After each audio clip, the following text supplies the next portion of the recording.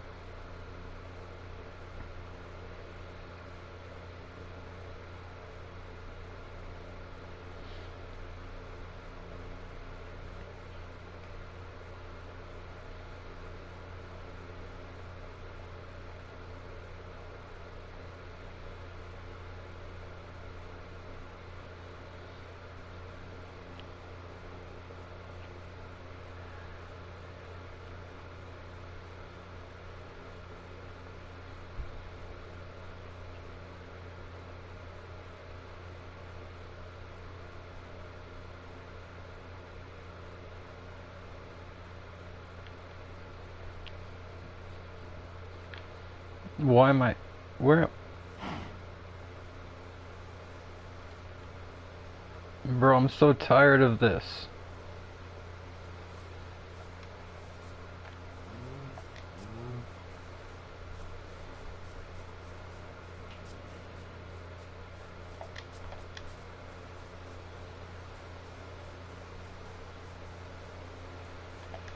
Spawn me super far away from my freaking bed.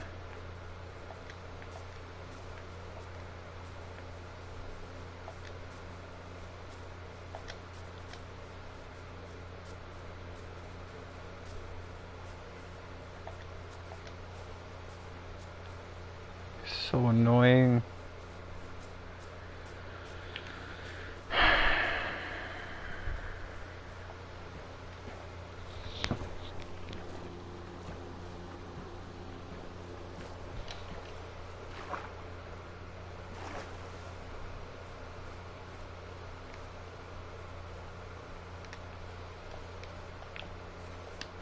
If I can't get back there, then I'm just gonna give up, because this is actually so dumb. And it's the worst time to respawn back in where my bed's not. Literally, there's no safety. It's nighttime, and it's raining. This is terrible.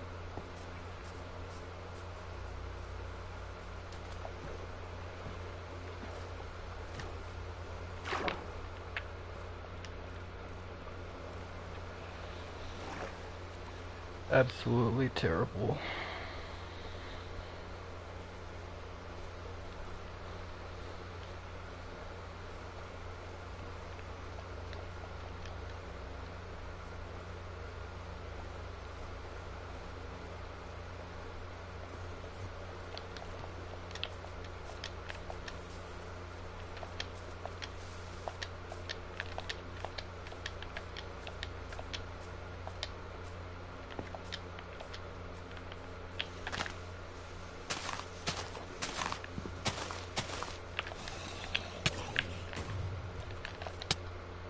Oh my god.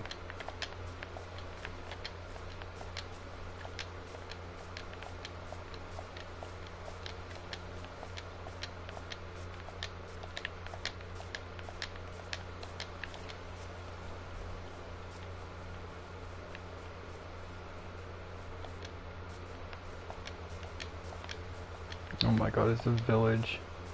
Way I've been here. Okay, I'm on the right track.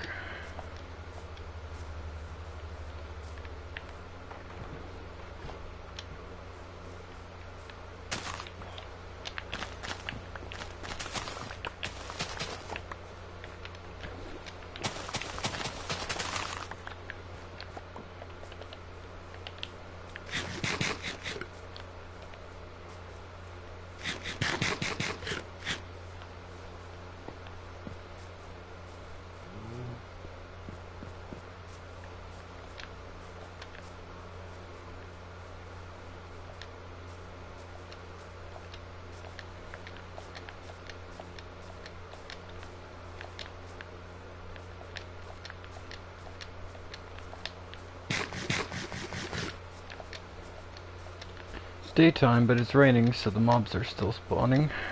So that's amazing.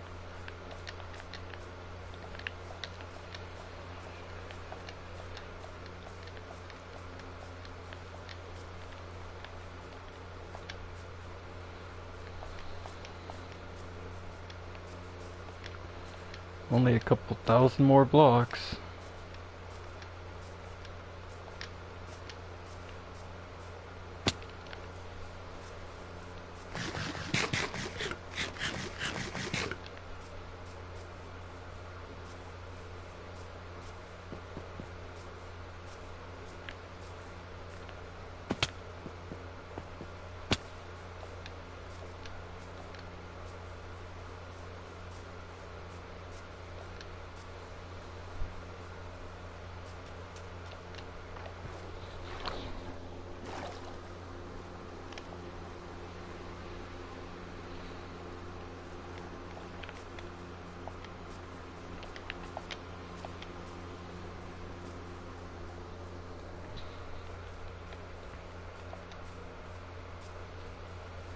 How am I supposed to get down to get my loot, though?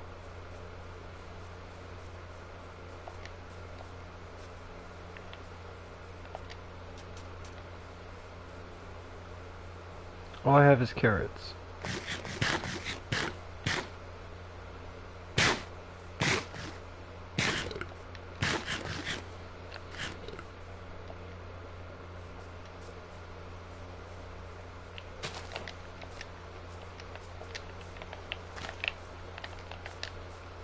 You're in chat, nice.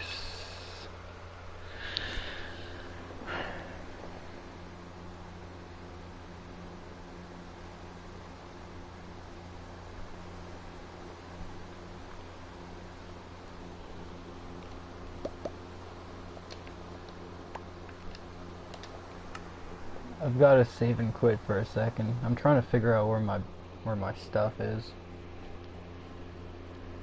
I have to go into a past stream. I really hope it didn't despawn.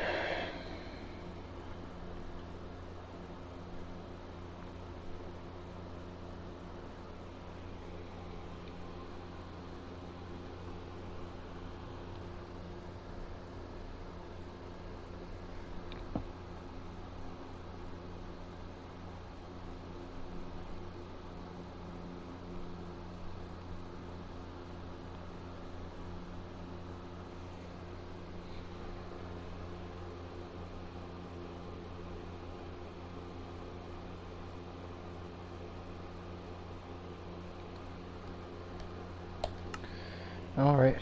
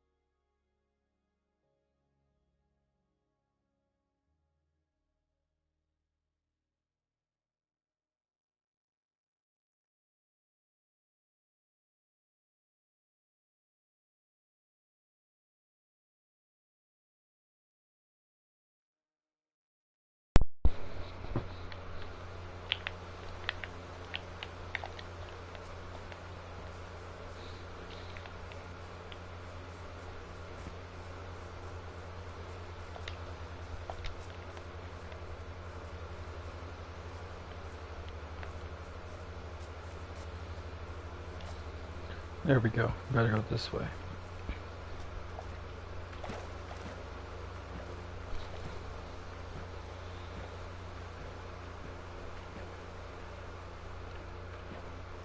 Just because I know that if I try getting my stuff with only carrots in my inventory, I know how impossible that's going to be. I'm going to have to stop at my little base that I've made. It's not really a base, it's more like just a makeshift shelter. But I should be able to make at least like an iron bucket and a little bit of stuff. Welcome back.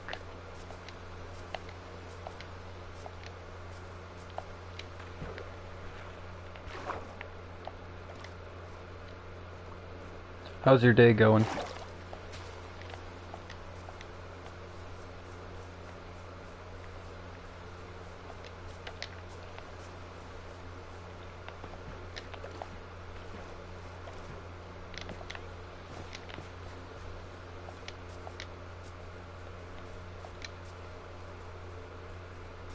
I'm about halfway there. Good, you? By the way, be right back. I'm good. And okie dokie. Watermelon. Now I've got 2 types of food. Is that a completed portal? No. That was fast.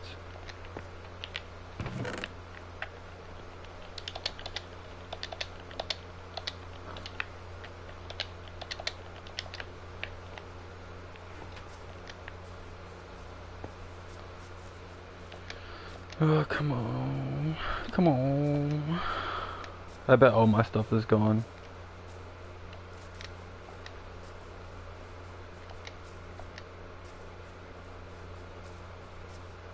But I'm not in the chunk, so it might still be there. But Mob might have picked it all up. Or a lot of it up.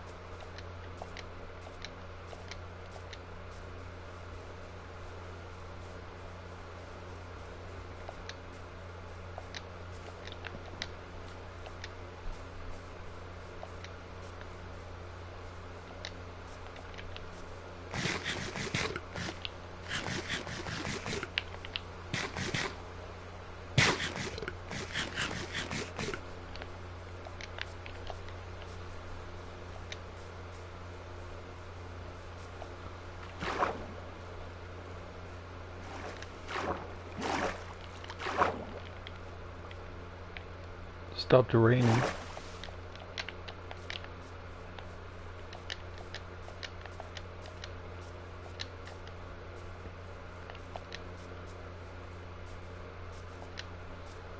I don't know why I didn't spawn at my bed.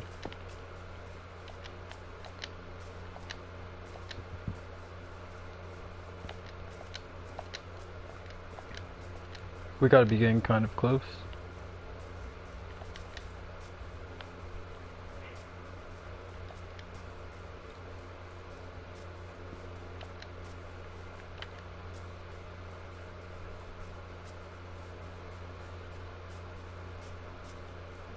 About like 500 blocks or something.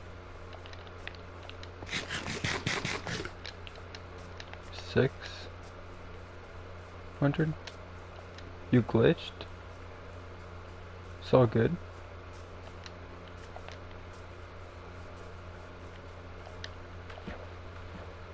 Should be straight this way.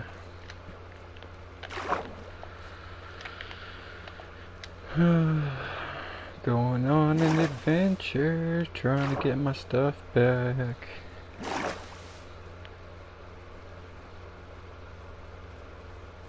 Can't mine dirt and stuff for some reason.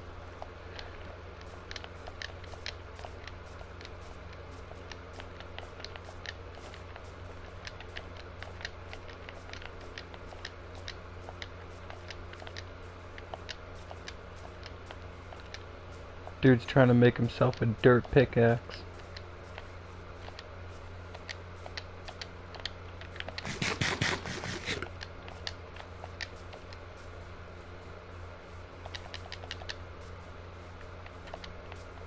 Should be not far from here, like past this hill, I think.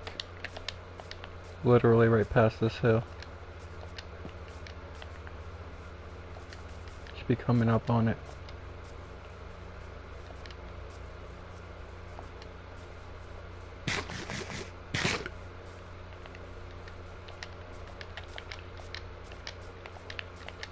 Should be like right past, like right at the bottom of this hill.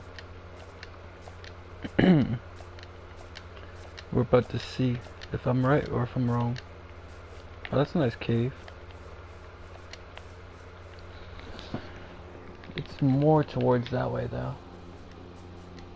On the other side of the hill, that way. I know what I'm doing, trust me.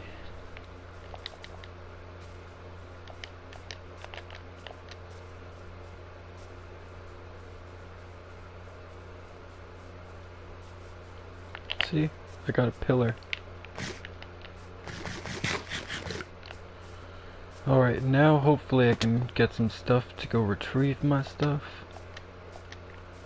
Set a spawn point again too. Because I don't know, for some reason it took it away. Highly doubt I was griefed. Grieved? Griefed? It's weird. Respawn point set.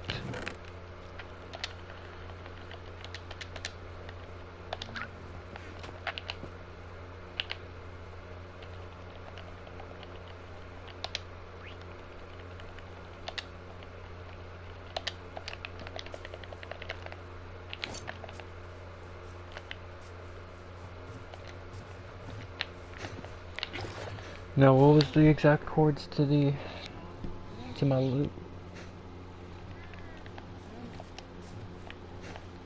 Somewhere this way.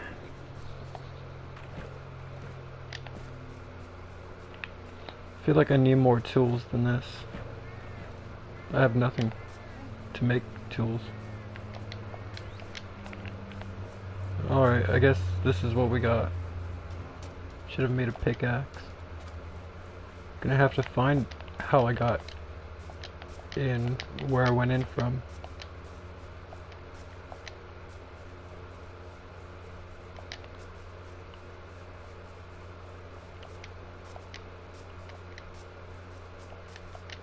Alright.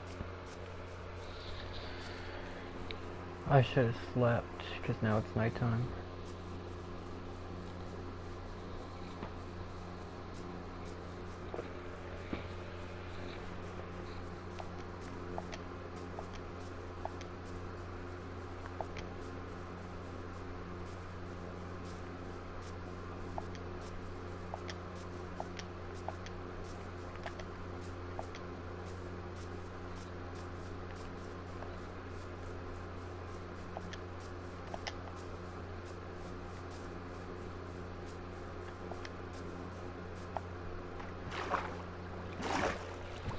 Oh man.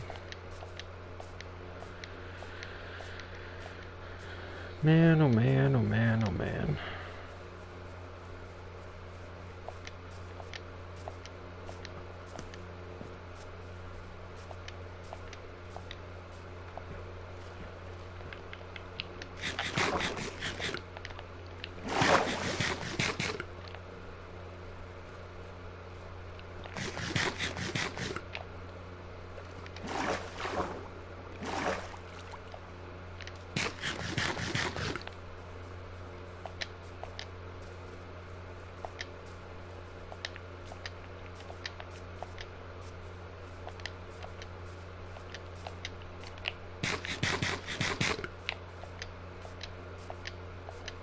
Oh yeah, I went to this village.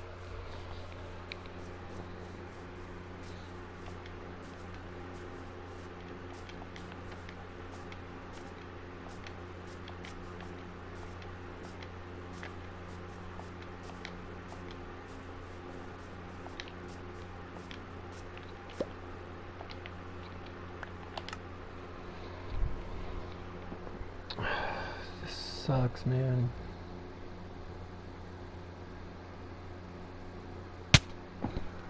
Oh, something hit me. That's not good.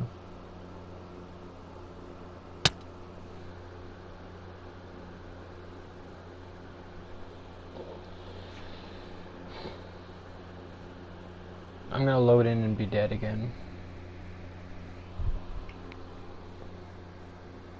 I'm kind of not happy right now.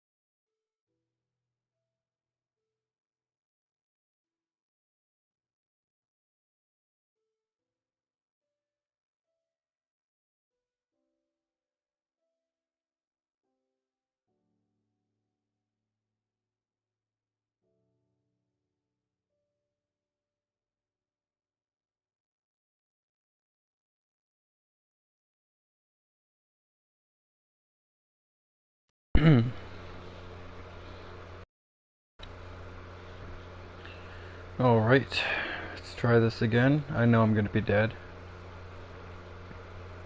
So I'm gonna have to, hopefully, respawn on my bed this time. If that's the case, it's not that far of a travel.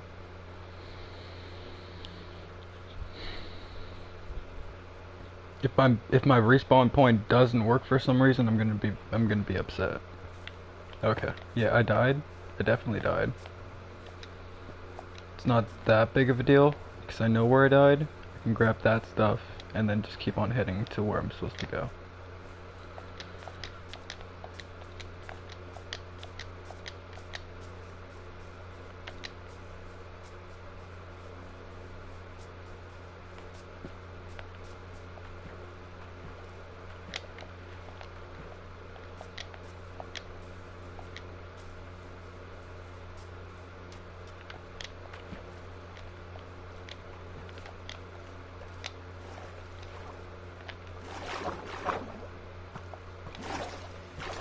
Okay, this is ridiculous. What the hell was that?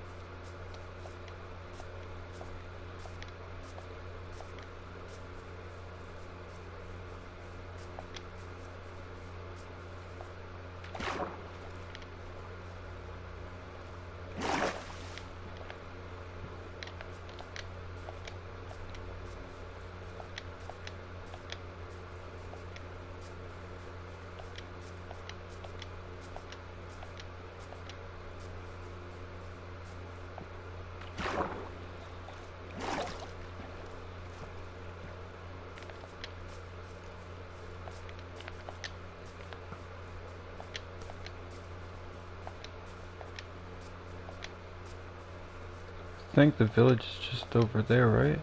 I hope? Yeah. That means a water bucket and carrots should be over there too. Grab that and start heading over. It's a good thing I don't have enough over here to have to like organize. It's just... Oh, and I'm out of stamina. Can't run fast. There it is. My stuff. And it's a creeper. I'm far enough to eat a carrot. I risked it with 2 carrots. Put on some pants. Go back for what's left. Not really anything important. And keep running.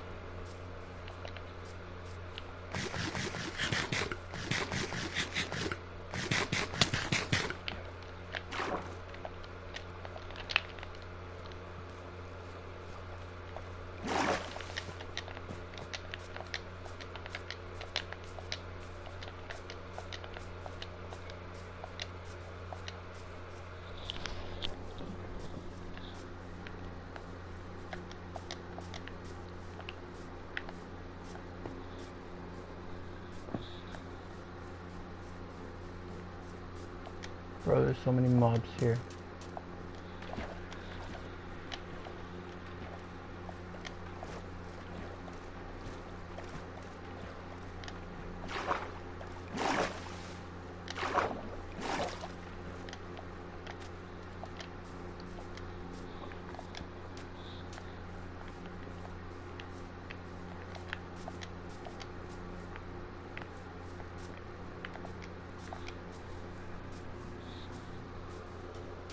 Going the wrong way, it's this way.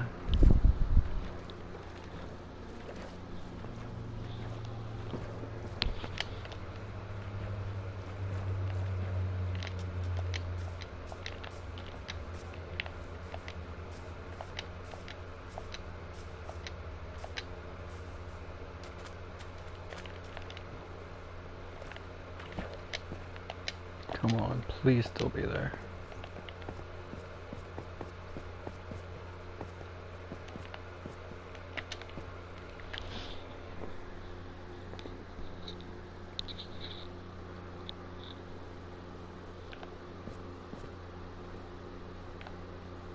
Leg spike, oh my gosh.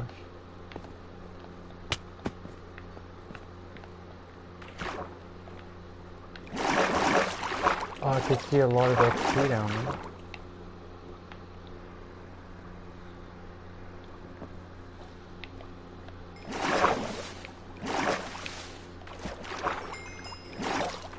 Oh my god, my stuff.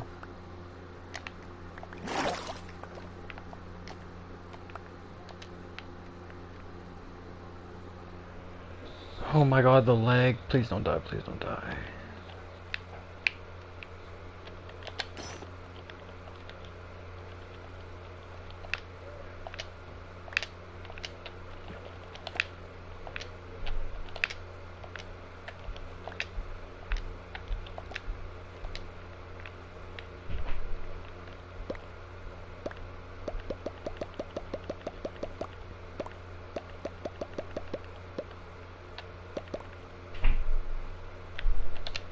Okay, I got the shield.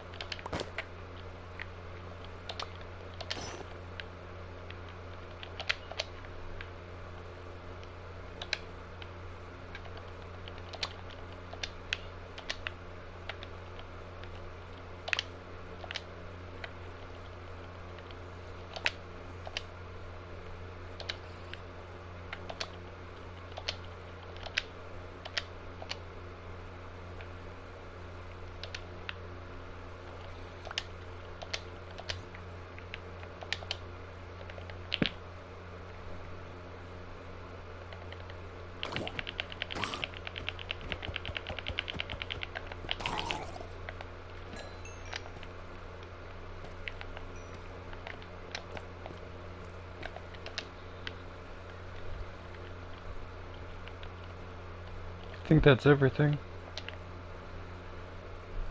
Some potatoes and beetroot seeds to grow different crops.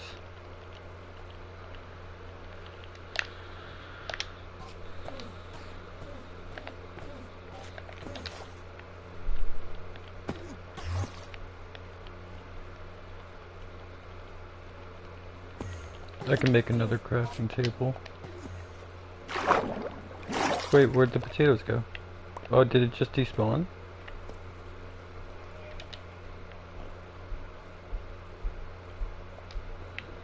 Oh well, I should go back. I should leave. I mean, while I'm down here, might as well look to see quickly if there's diamonds. Quickly and carefully.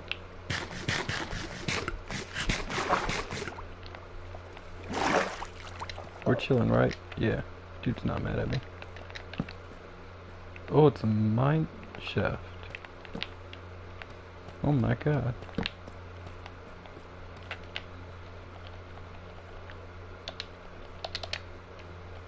Oh, name tag. That's big.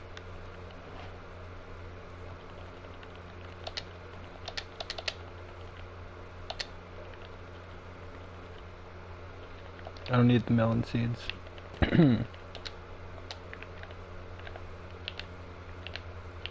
Now's a good time to try to actually get rid of anything I don't need.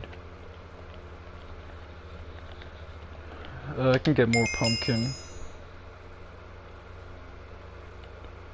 I can get another furnace. I think I want to keep this. Dude, don't spam invite me. That's actually annoying.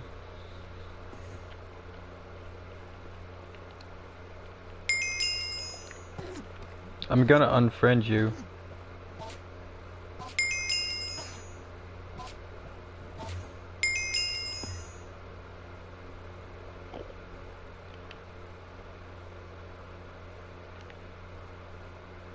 That's annoying, bro.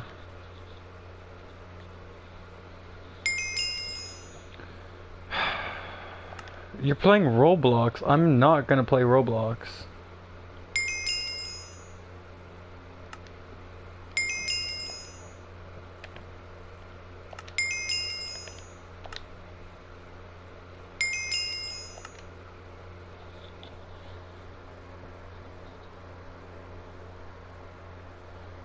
Alright, he's getting blocked once I figure out how the fuck I'm supposed to do that.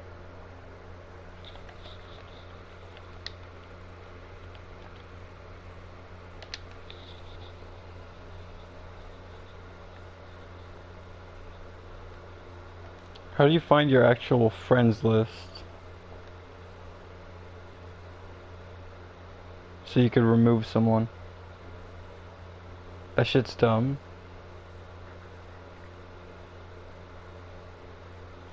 Hello? Why can't I just remove someone like that? That's stupid.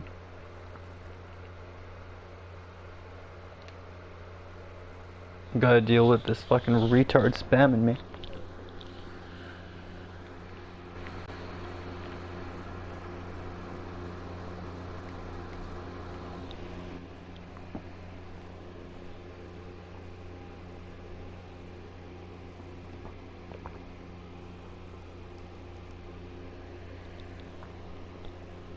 Like, one invite, okay. Two invites, I get it. Three invites, you just really want to play. 20 invites, you're autistic, bro.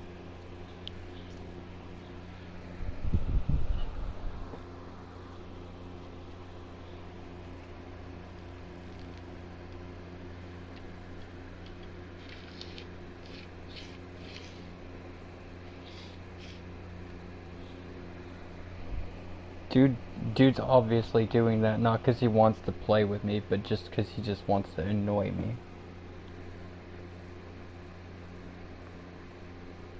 And I actually do not, like, I genuinely do not know how to fix that. Like, how do you remove someone? Like, I actually have to, like, YouTube this shit right now.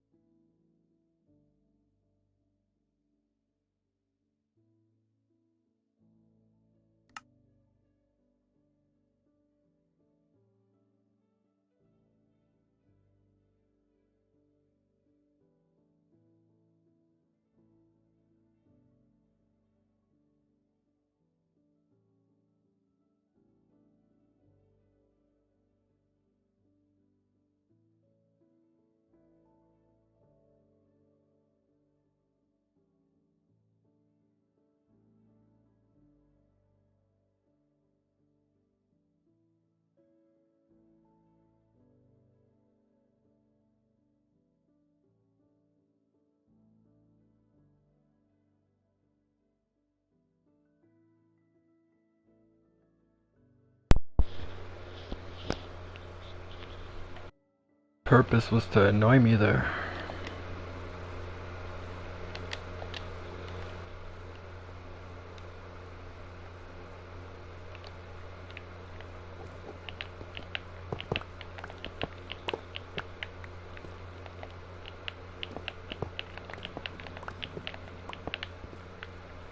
I was gonna head straight back up to the surface now that I got my loot back, but I decided to keep on looking around for diamonds or something, because I'm at like a good level for it. And I just stumble across this mine shaft. Pretty wicked.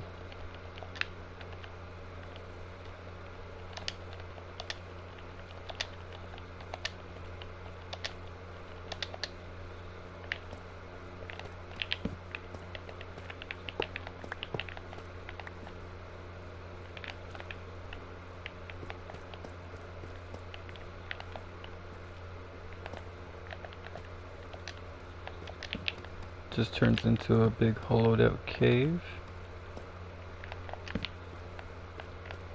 Not seeing anything besides a little bit of gold. I'll grab the gold.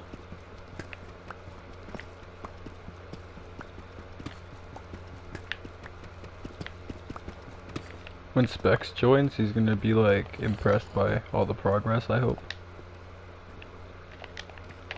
Quite the amount of progress. That's a creeper.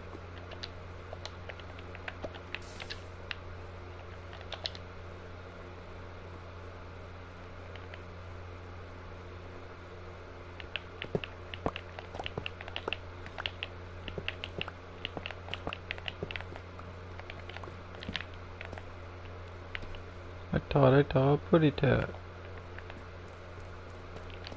No, it's not a creeper.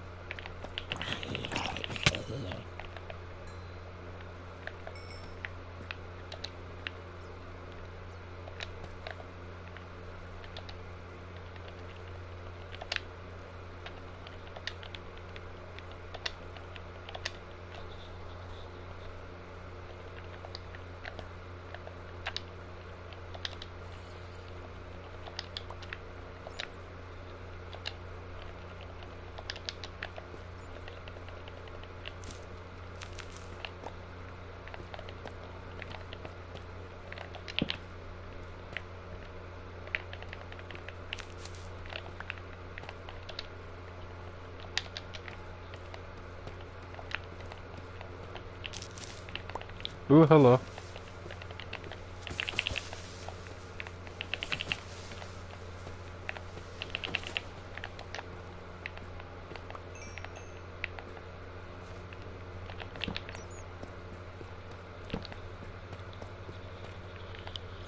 Okay, so that's just a big loop.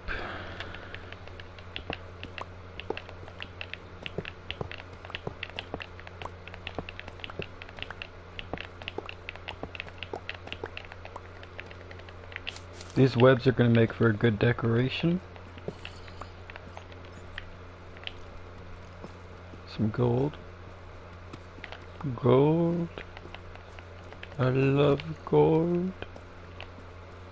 It's like the perfect level to find some diamonds in this mine shaft, but I haven't found one. The people that mine this area have done a pretty good job. Well, they left all the gold though.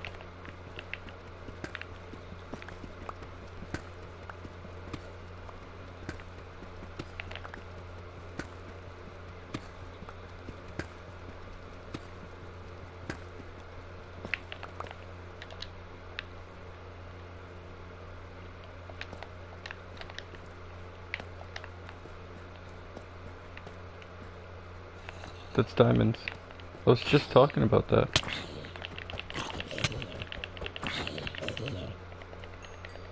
W.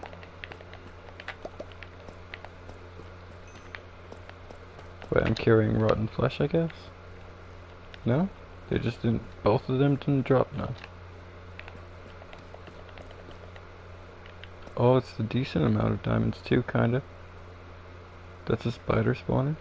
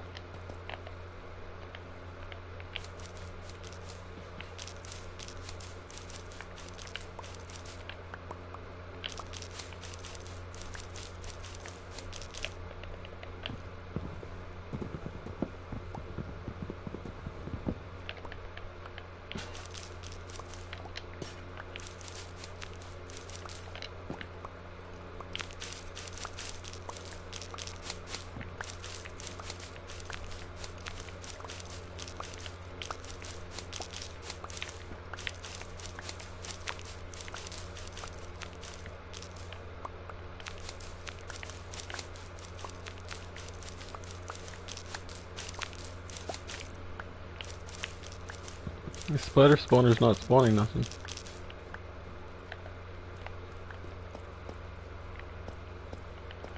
Oh well.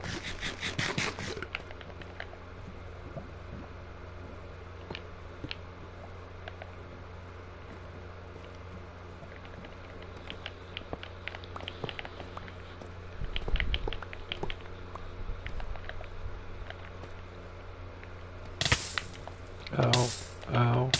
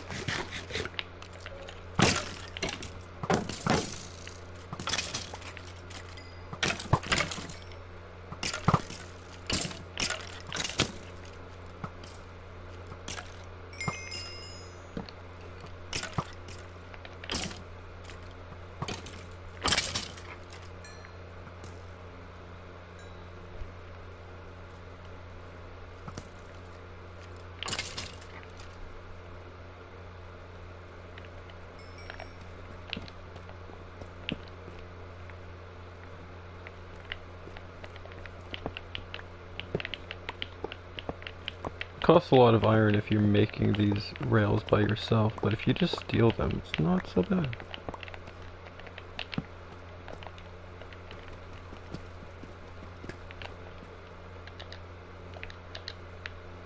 I guess I don't need beetroot.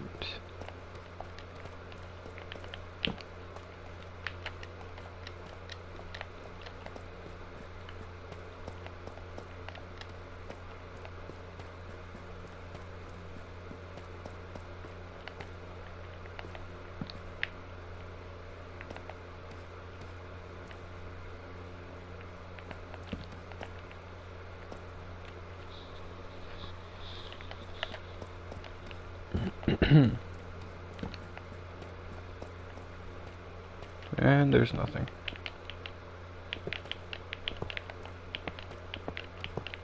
Oh, I've got a full stack of these, that means. I guess I could make a smithing thingy myself.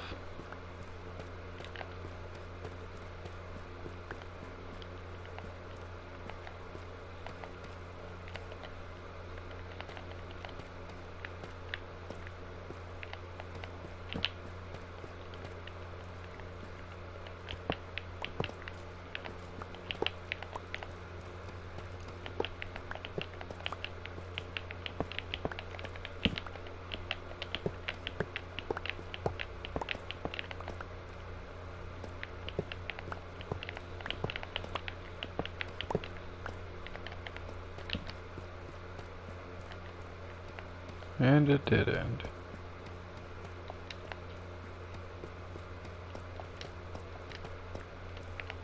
Not finding too much down here.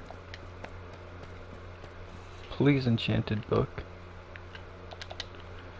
It's got another name tag, I'll take it. That's good.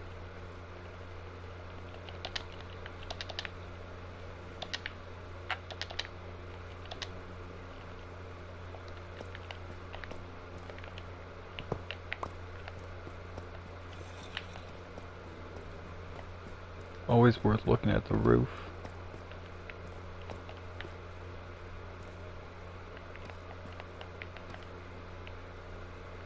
So that's all this way explored.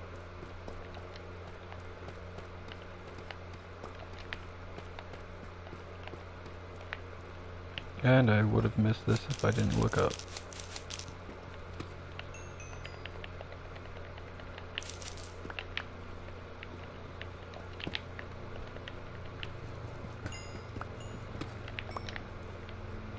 That's nice.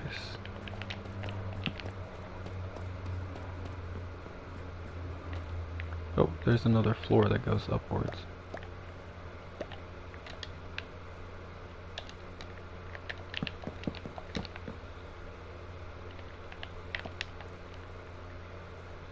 find something.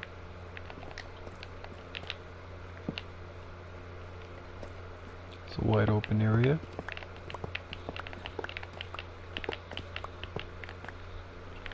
More diamonds would be nice. I can't even finish the sentence.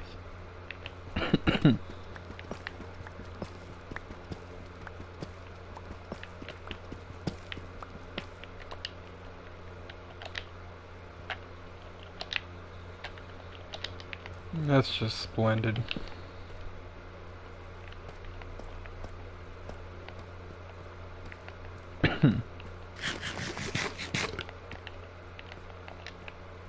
Some gold. I'll take the gold.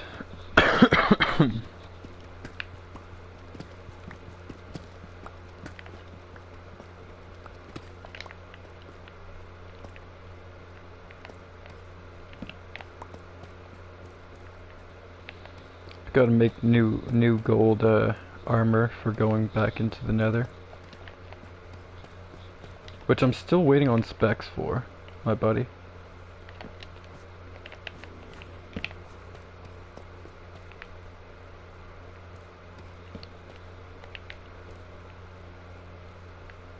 He had the great idea of waiting until today to, you know, finish the rest.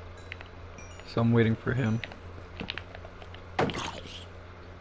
Because it's a smart idea, take things slow.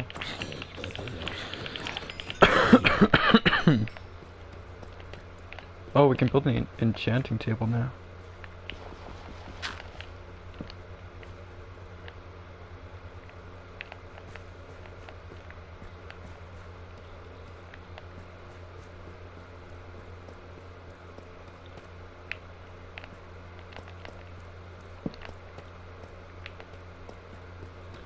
Dead end. I don't know where the unexplored areas would be.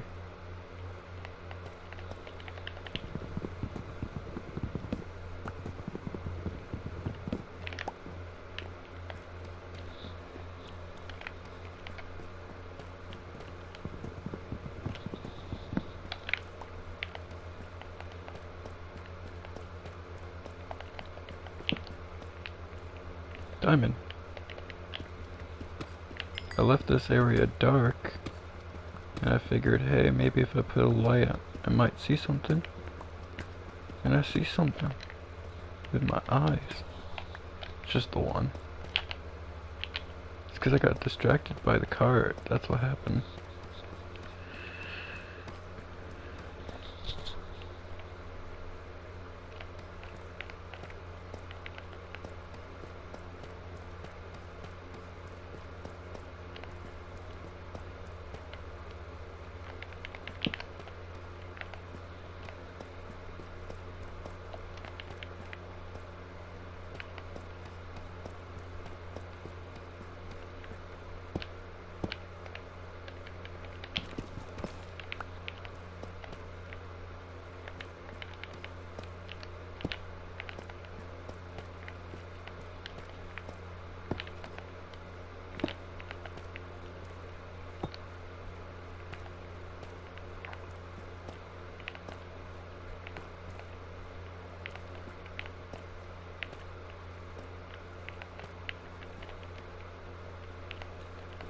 It's worth it going into these little nooks and crannies sometimes.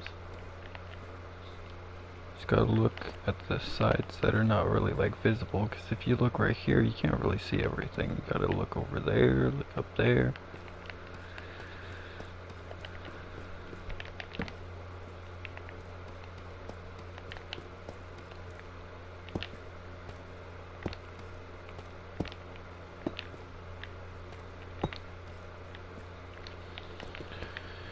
The area is now condemned. Let's go up. Is this something different? No, it's the same area.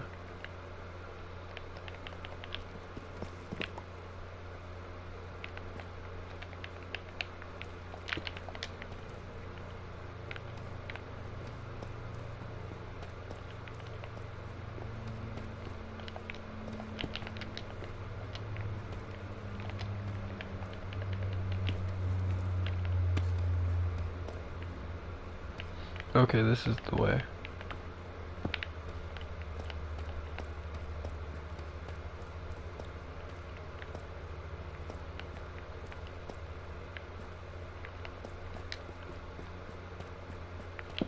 Is there too much light for the spawner to work?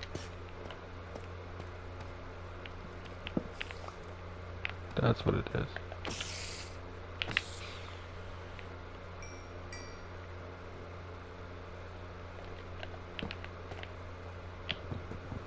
I think that's all it was.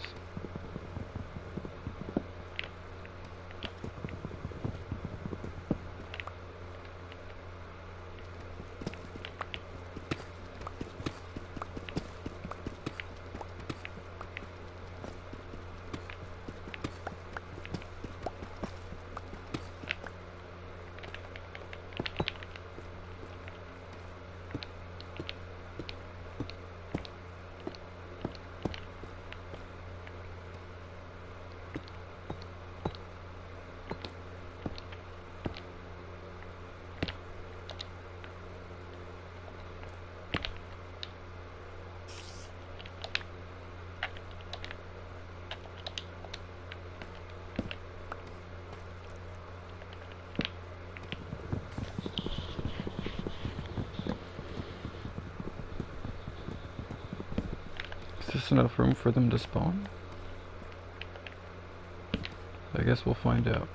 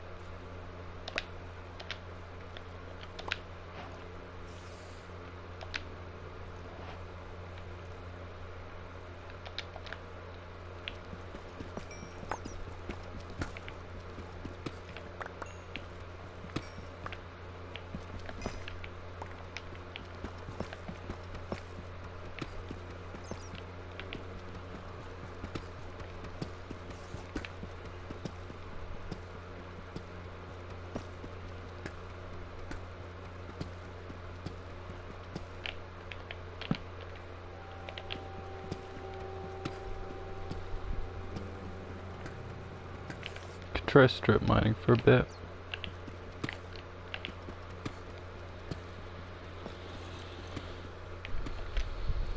Or just find a cave and then use said cave to hopefully find more diamonds. Is this more mineshaft?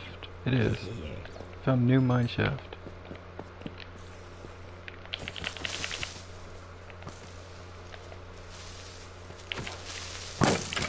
I really wish that skeleton got the last hit on the paper.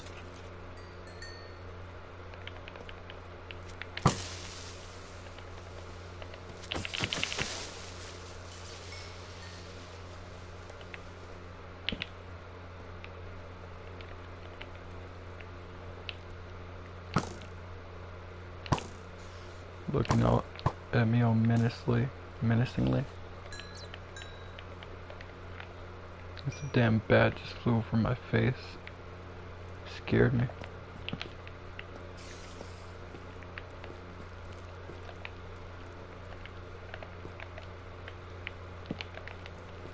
Let's give that a second.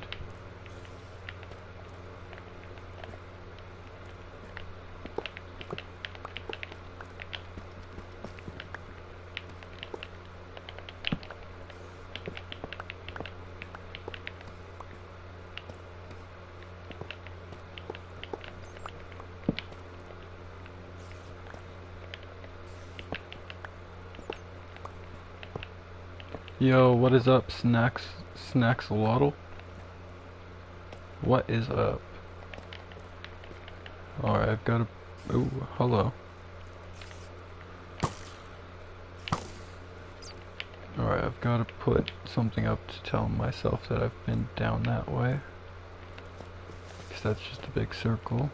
That sounded like a creeper.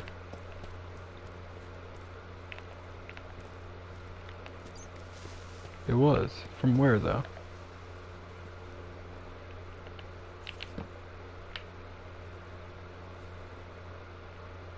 Oh, why do they keep spawning on top of me?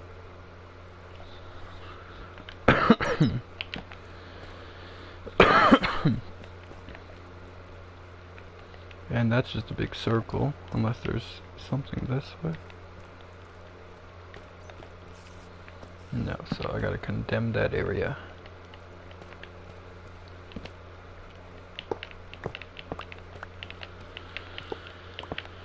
Ooh, please have an enchanted apple or an enchanted book. Please. Just more nameplates. Some iron.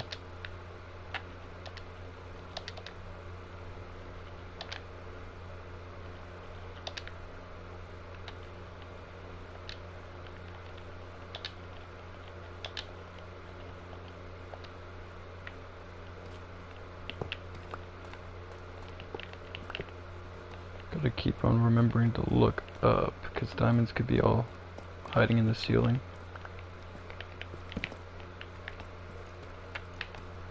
Decent amount of gold.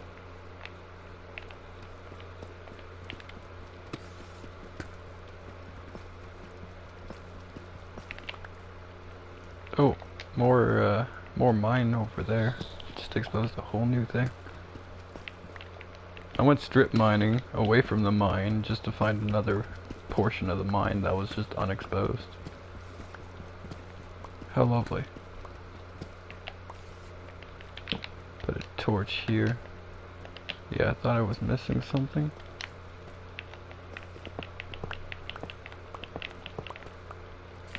I'm gonna be able to build like a whole roller coaster or something. Might as well go check this out.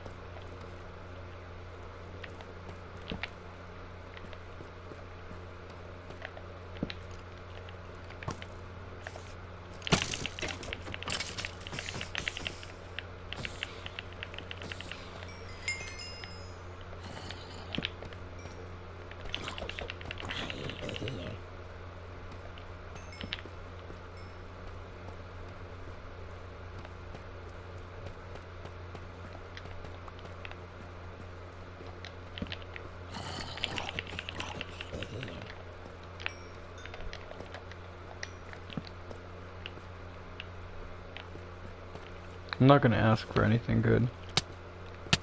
Ow. I hate these things. And there's a creeper.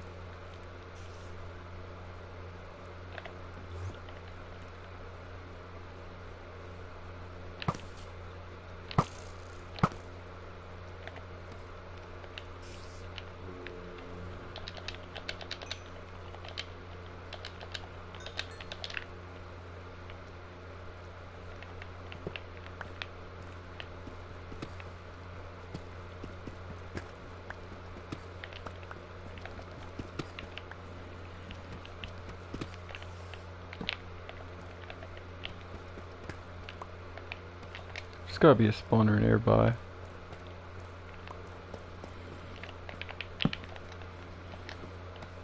Or it's just too much darkness.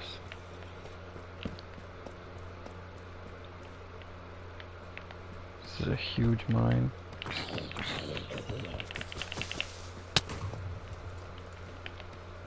Well, I'm happy I stepped back.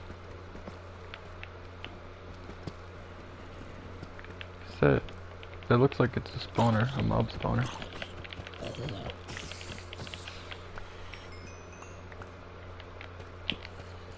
No, it's just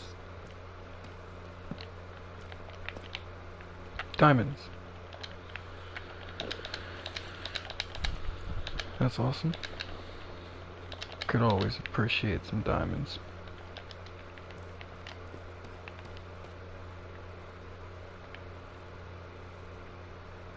You just shook your head, yes.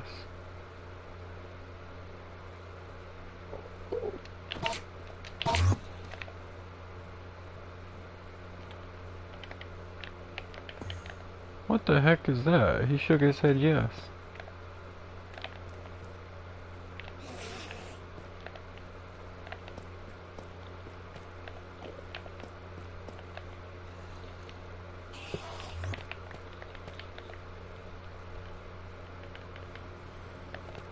Wonder if he's gonna come back.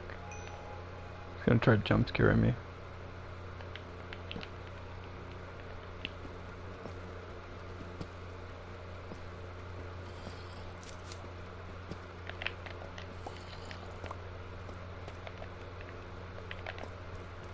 Sounds like there's a mob spawner somewhere. Or a huge cave on top of me? Below me?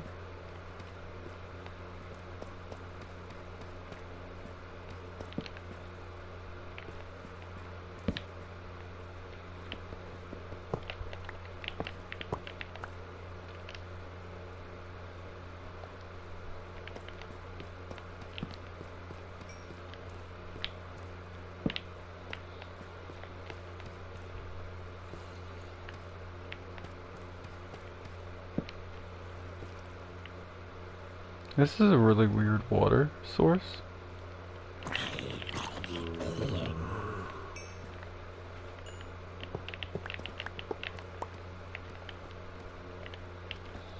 Really odd. Diamond. And there's the spawner.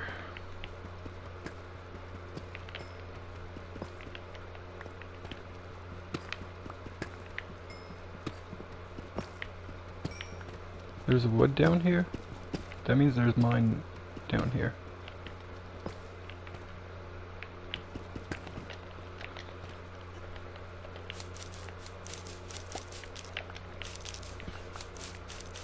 Just gonna destroy it.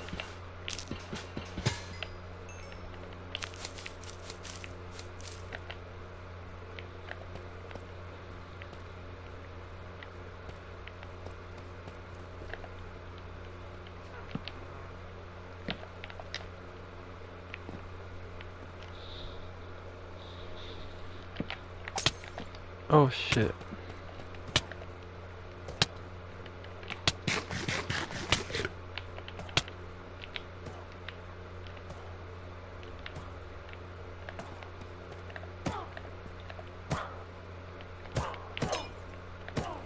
Did that hit me?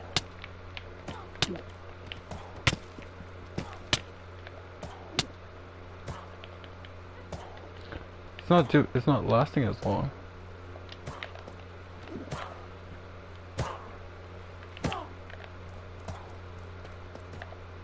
I think she's hitting herself too. Why are you hitting yourself? Why are you hitting yourself? Diamonds! Oh, I'm loving this mine right now.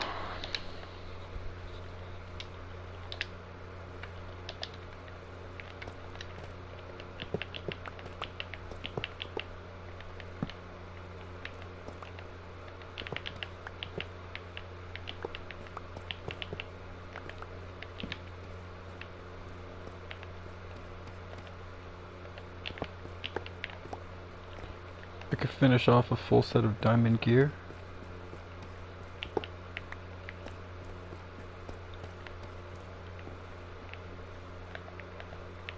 And I could even get some enchantments going.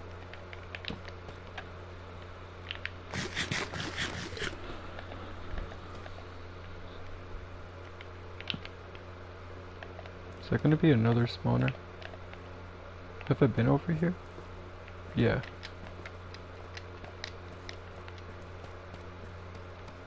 I haven't been over here.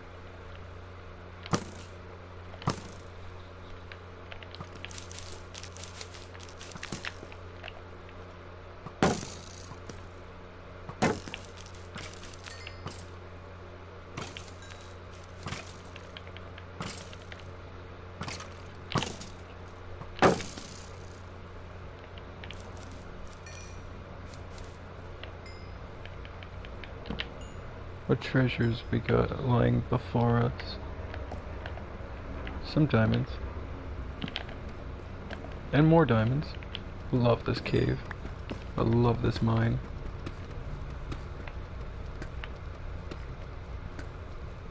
More diamonds. I'm happy I looked.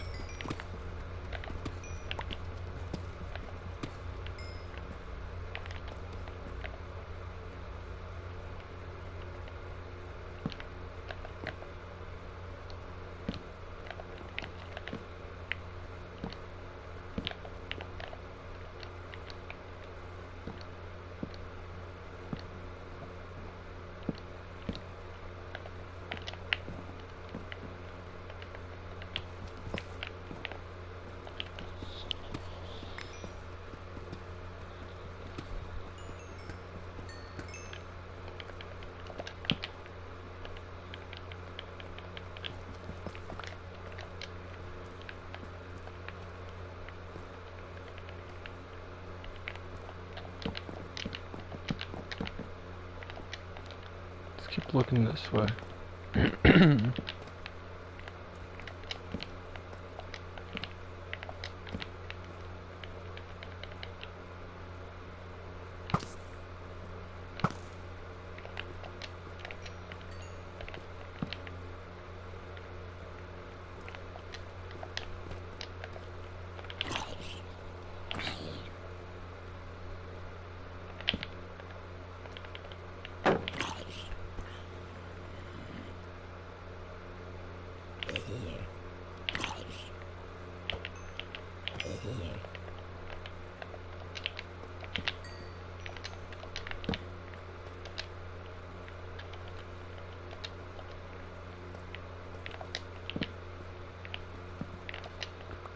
I'm having less luck in this cave. Although I found a little bit in here. But that was mainly because I feel like I was attached to that mine. This is just bringing me up higher, where I have less chance of finding. Thinking I should head back that way.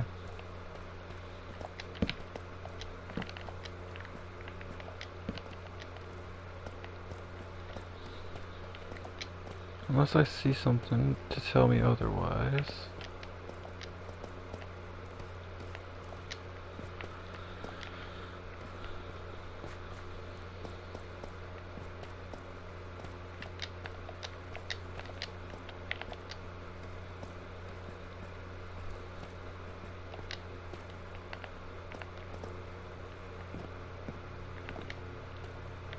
Although I'm curious about this other way.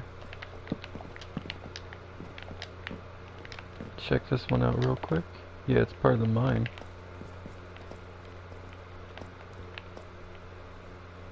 It's an explored part of the mine.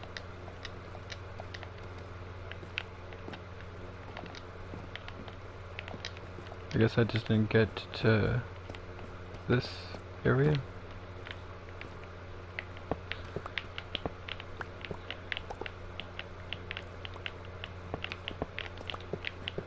I think this is going to be my third or fourth stack of rails. One, two. It's about to be my third.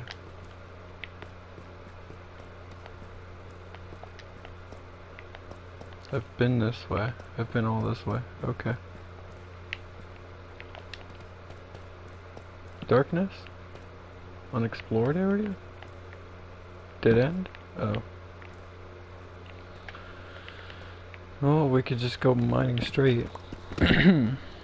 Oh. Well, let's just keep going straight.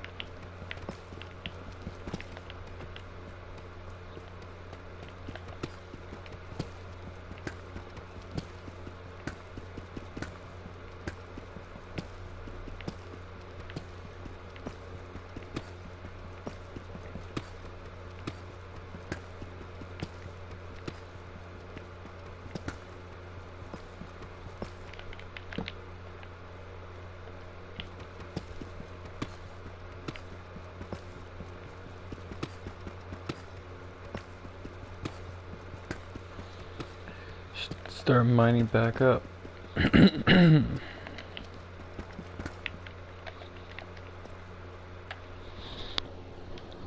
the cords to the base again?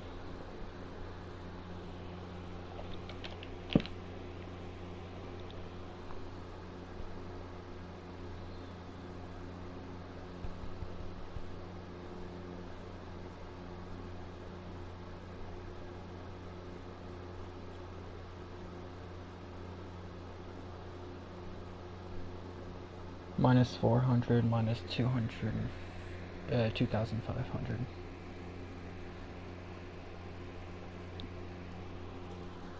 No, 2,200.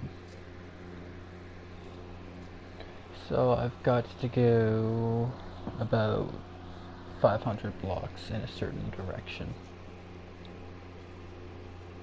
Plus I have to get to surface. So as I'm mining to surface, I might as well try to head the direction I need to go. Which way is it? That way?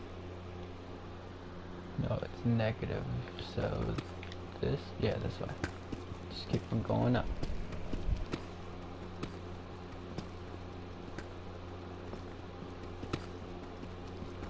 Actually, I could go mining. I could go strip mining all the way there.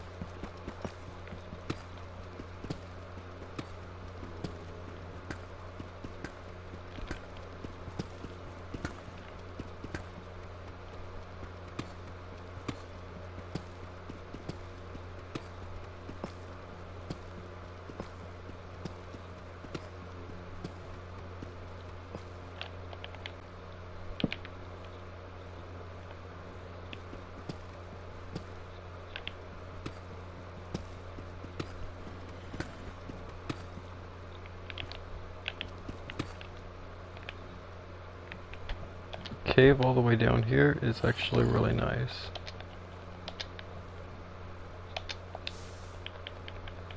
Good odds of finding diamonds.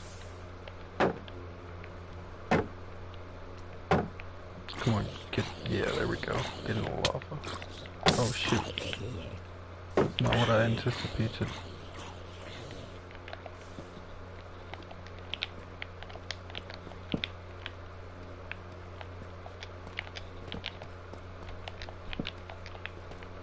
A little bit of iron.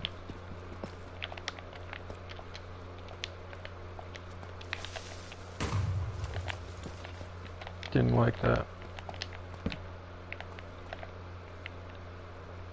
That looks like diamond all the way up there.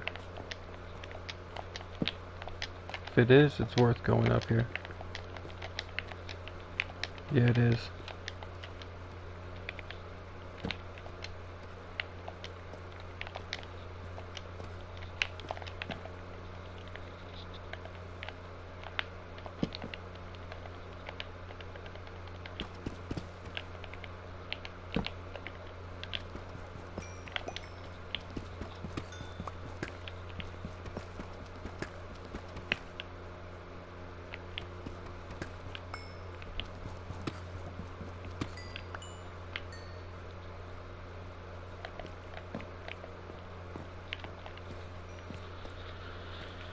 Oh, diamonds are awesome.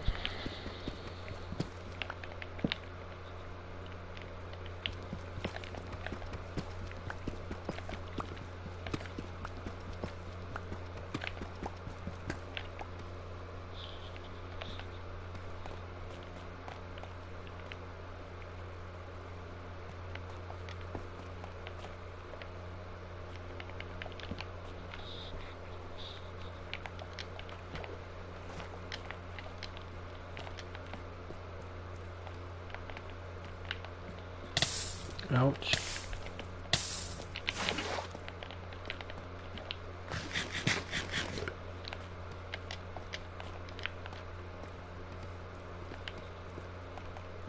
Didn't finish exploring this way. I wanted to check out this area. I have Y53. This area might have really good diamonds. And even if it doesn't, there's lots of obsidian if I feel like mining.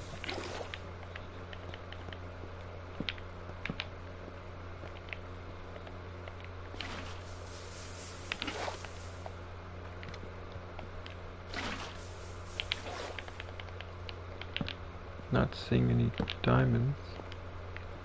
For a second I thought that zombie was some diamonds. I don't know why he's over there though. I got light.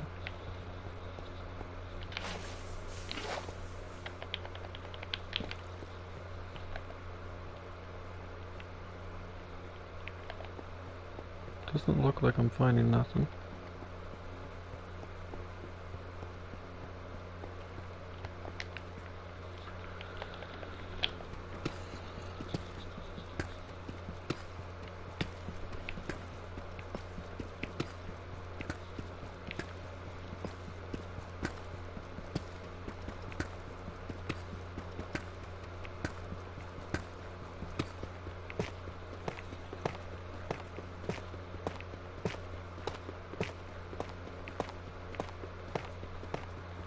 $26 diamonds.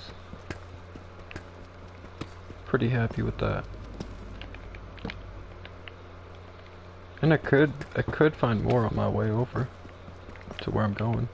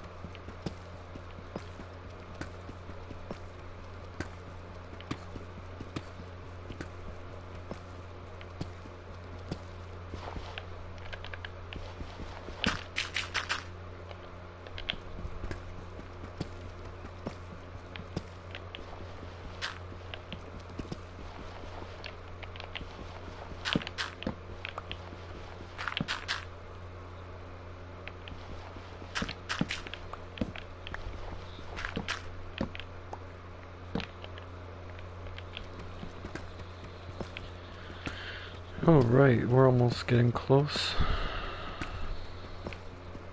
Let's go a bit deeper.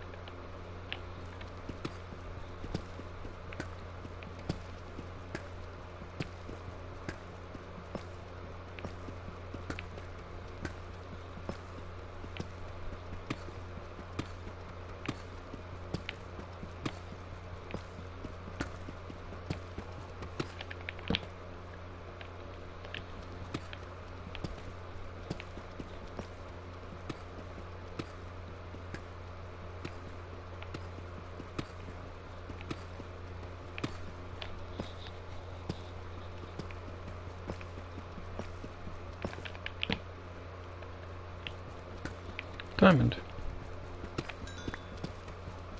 Wicked.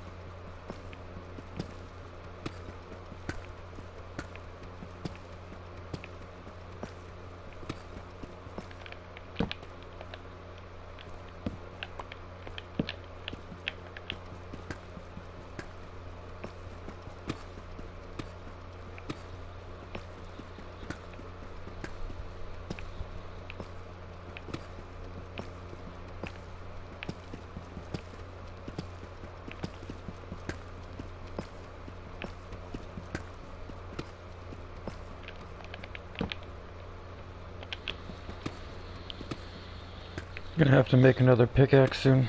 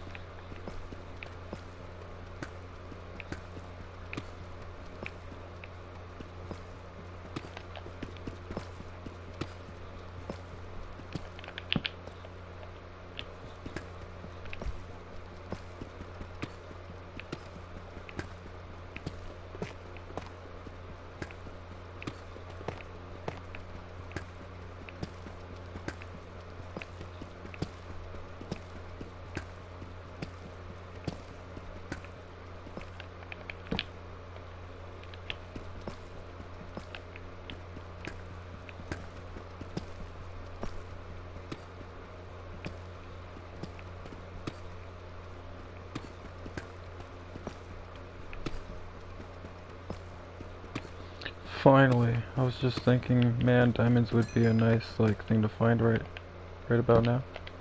Really?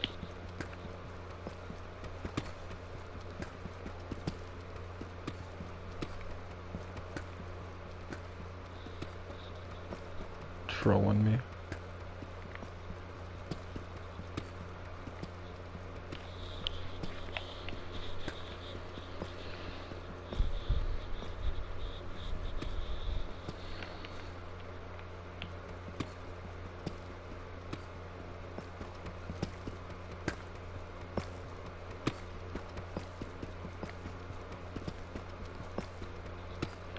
Yo, what's good to Jeered? How's it going?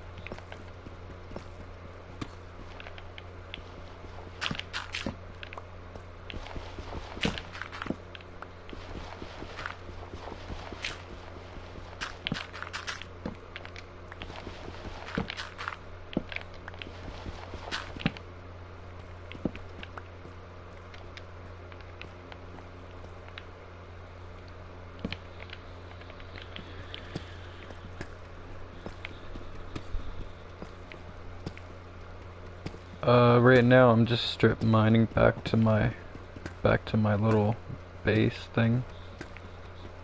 Trying to get diamonds as I'm making my way over there. Got a decent amount so far.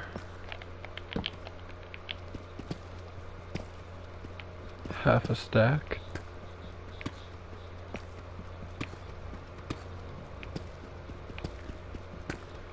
I hit some caves, I hit some mines, I've done some strip mining. I've done just about every source of diamond finding you could do. How long have I been mining for? Not that long.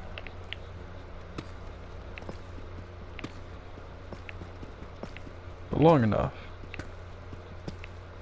I'm getting close though. Soon I'm gonna start digging up.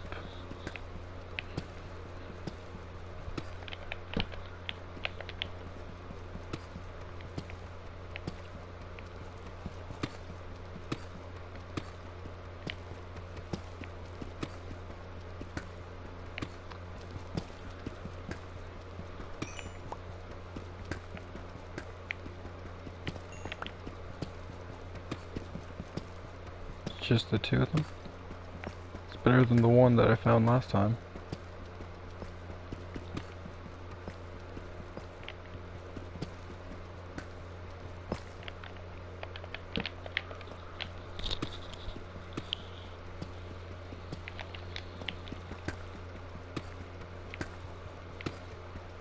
Alright, we're gonna start going back up.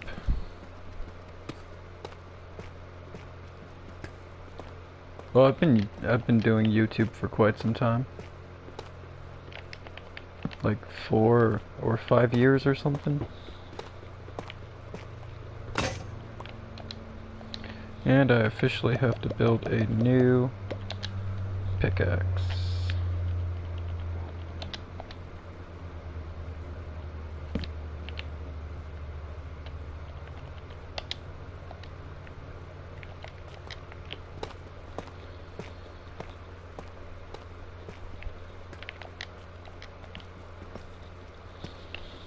What's the other coordinate? I want to get like exactly to my base.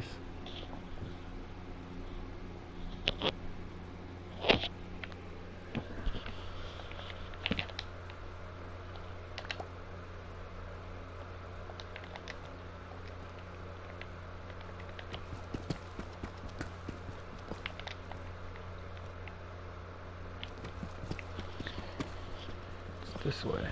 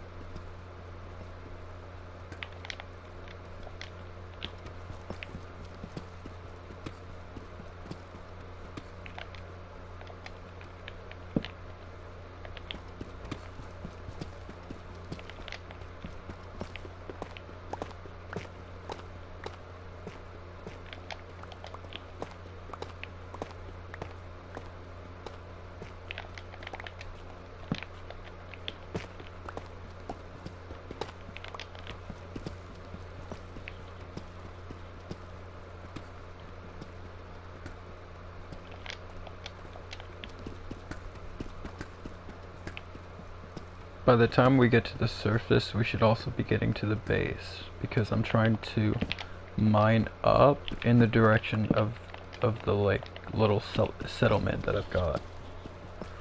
It's not even a base, it's just like a tiny settlement.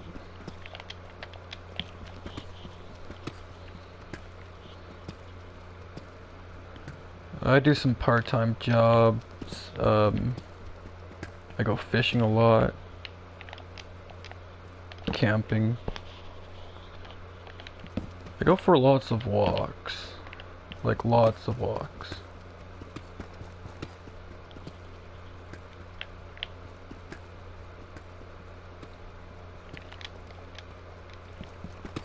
Just kind of like normal stuff.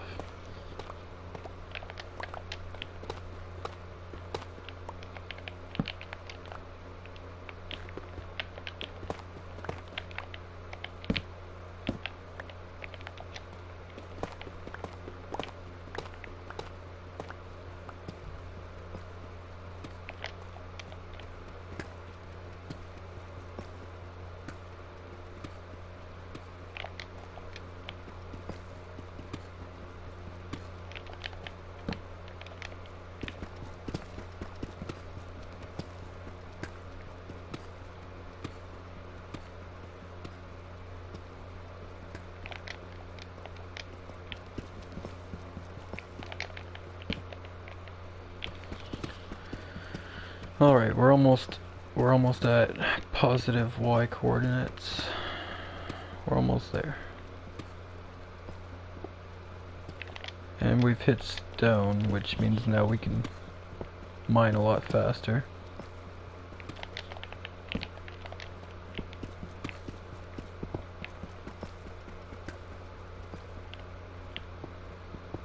No, if you enjoy it, you should do what you enjoy.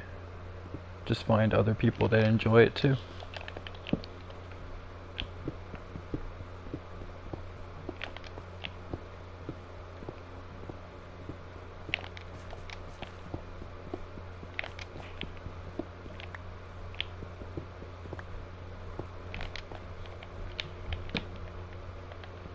I'm the kind of person, I don't care, I'll go fishing alone if I have to. You know what I mean? If I really want to fish that bad, then I'll just go alone. Although I do prefer to have people with me, it makes it more fun. 7 AM to 7 PM at our farm at home. Dang.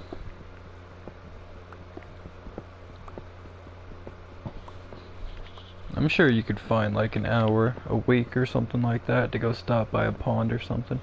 The river. So it takes, you know. Don't have to spend all day fishing, although that's nice, having a whole day to fish. That is an amazing thing. You don't need it, just an hour.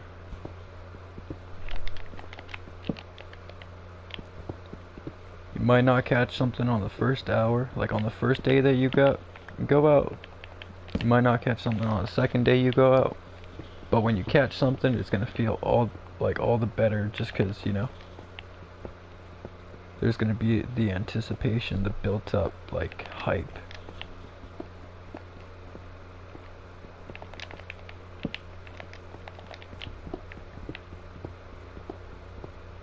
It's my turn to ask a question. You're asking all these questions. It's my turn. Where are you from? Tajird? Where are you from?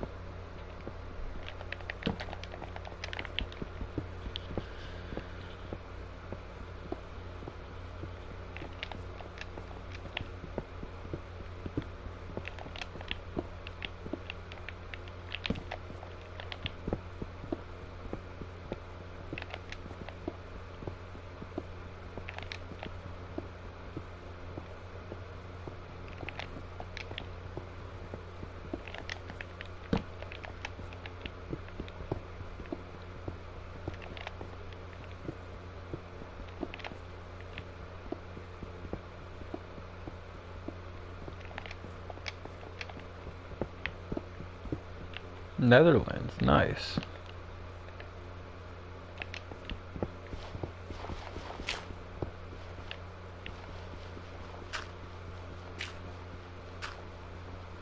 Yeah, you know, just like a little bit each day, you know?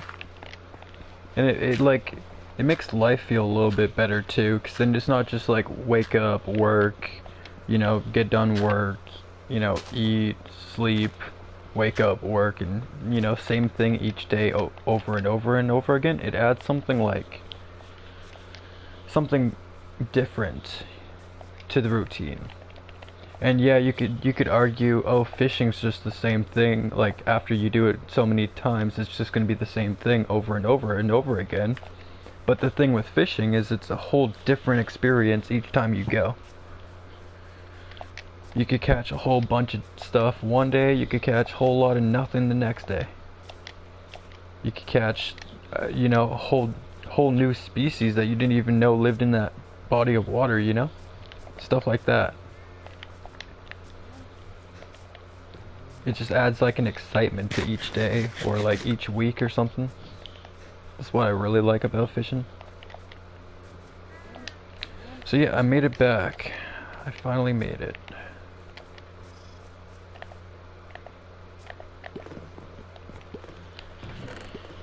Finally.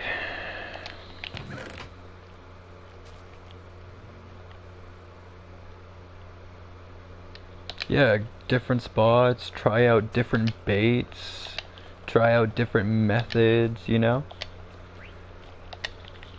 Different spots.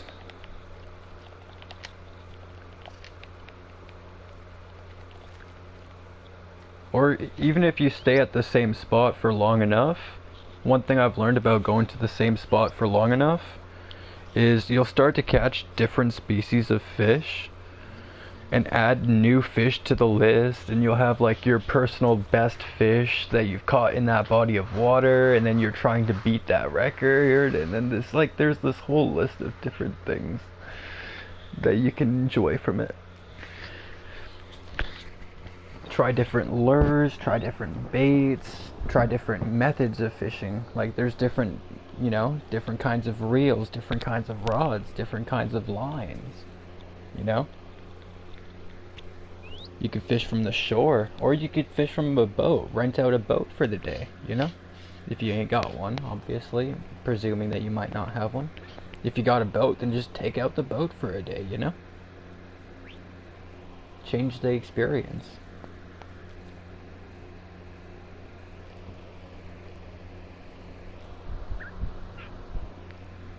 Man, just talking about fishing, I want to go fishing. I might go later on this evening. If I do, I'm hoping to catch something nice. I'm hoping to catch something big.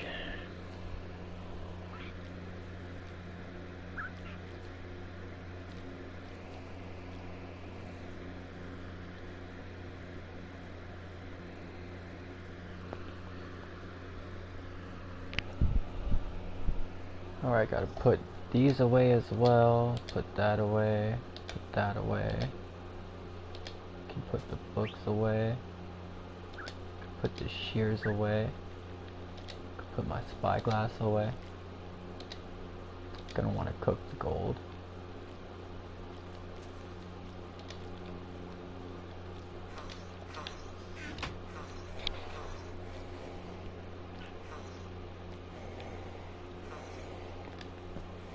Oh, there you go.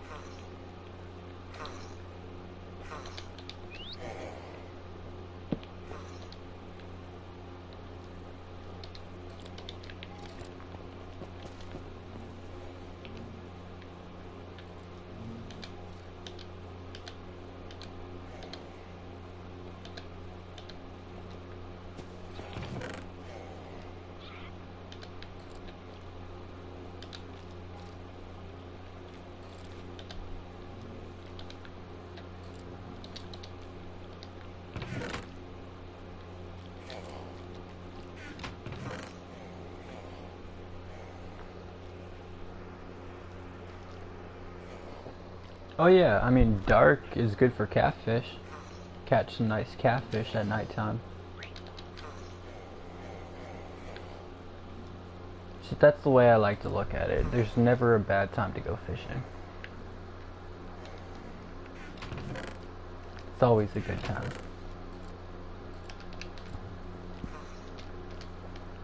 Just be prepared for mosquitoes though, because if you're going out at night and there's mosquitoes in your area, like bat or something, then yeah, you want to make sure to prepare for that.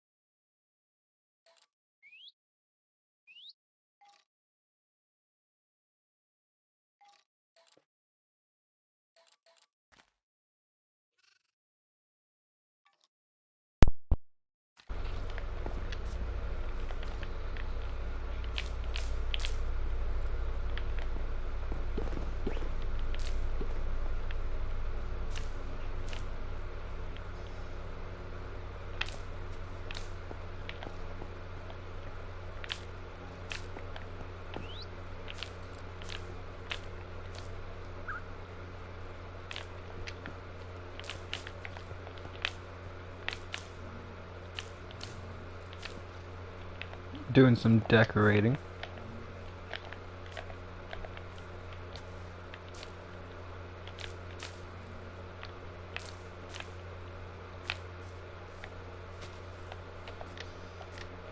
It looks so weird in in the first person hand. Looks weird.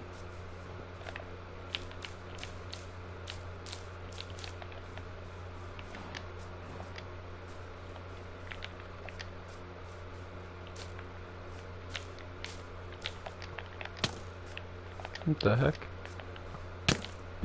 I'm being long ranged. I'm being long ranged by a freaking skelly.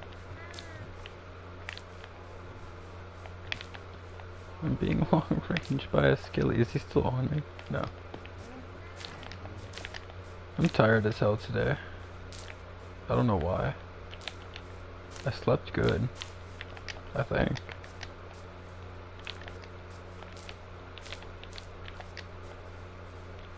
I want my buddy to load in and be like, why is there spider webs everywhere?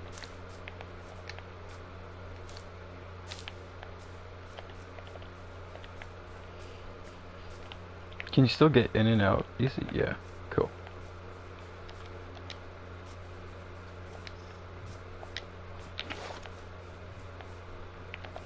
This is 1.21, I think, the most recent one.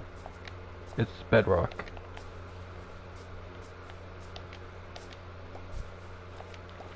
Oh yeah, I gotta go smelt.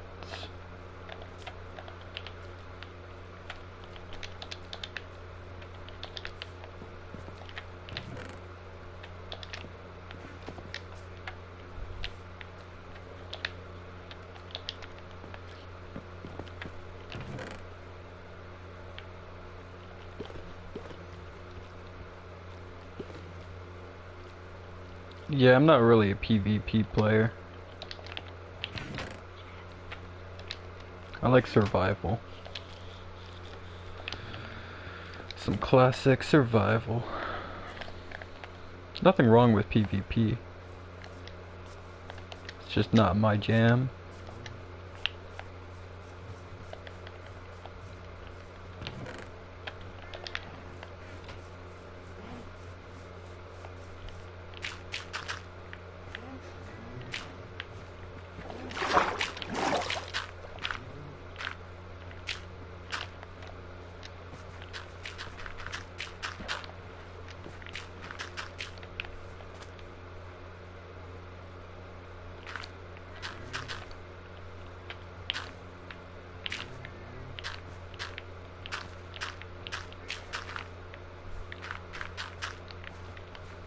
And this is gonna be a sugarcane farm.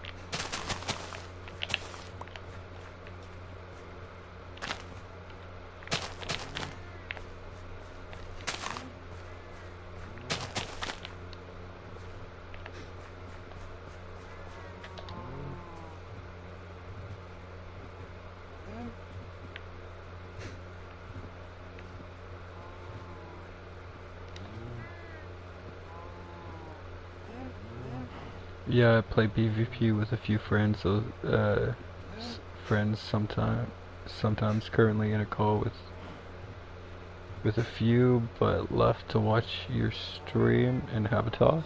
Let's go.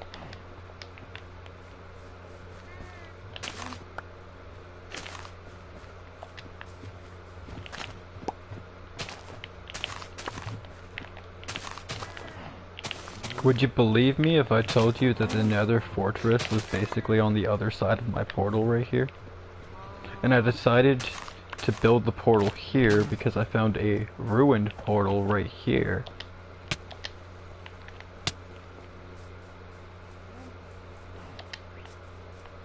It's how the cookie crumbles.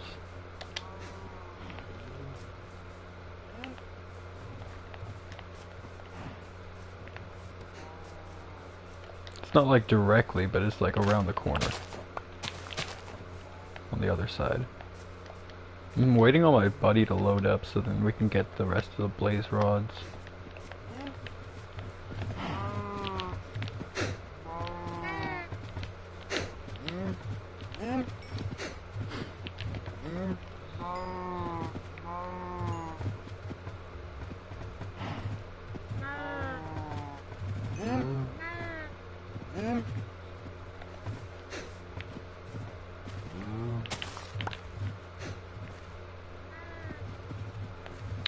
There's about 4 people, of which none of them are online at the moment. I'm the only one.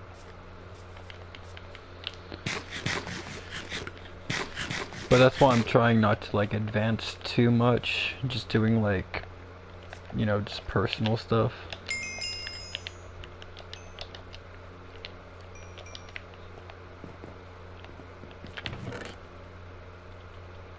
I've got the pearls that we need. The trades came in clutch. We done some trades, me and my buddy, when we went to the Nether. Where am I from? I am from Canada.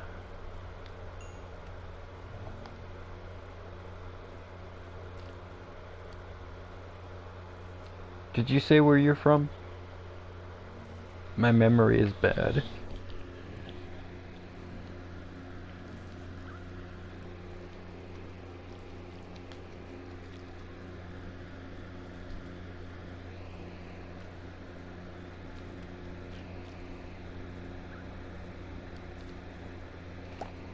Oh yeah, Netherlands.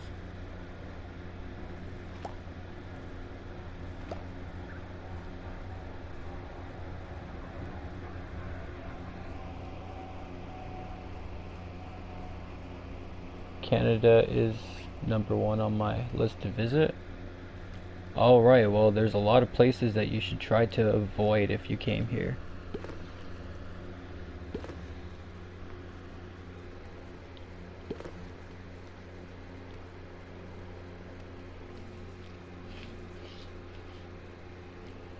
But there's a lot of nice places to go see. Depends on what you're into as well. I wouldn't, if I were you, I wouldn't come here to go see our cities or anything like that. Go see like some of our nice nature areas. You get less chance of like crackheads approaching you.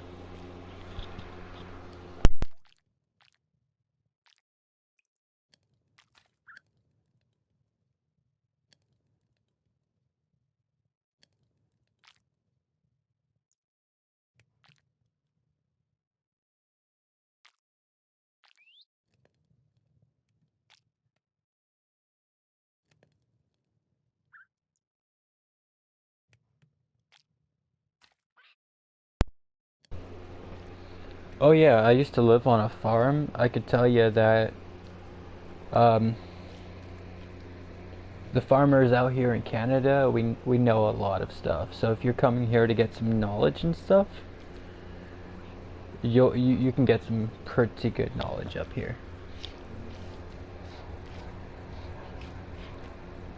We know what to grow and how to grow and what to raise and how to raise and what to build and all that kind of stuff.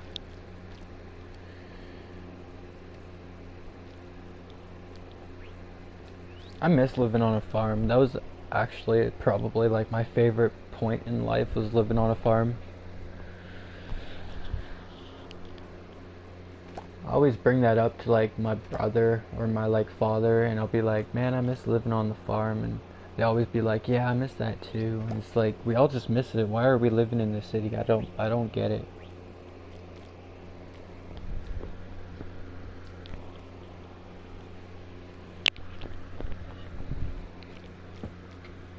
My plan in life is to save up enough money one day and get myself some land, and if it ain't got a house, build a house. If it's got a house, then there you go. I got land.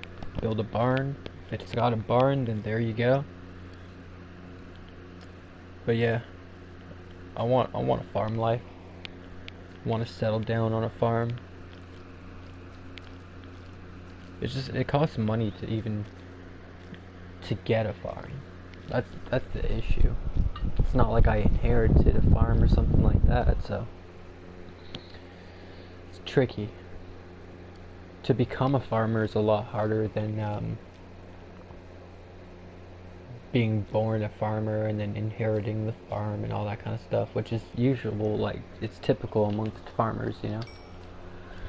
Not saying it's impossible, it's just gonna take some figuring out. I was gonna go to Canada 3 years ago with school, then COVID came, and I did not get to, damn. Yeah, owning a farm is really good, but the government in the Netherlands wants us to go away because of nitrogen. Nitrogen is essential, though.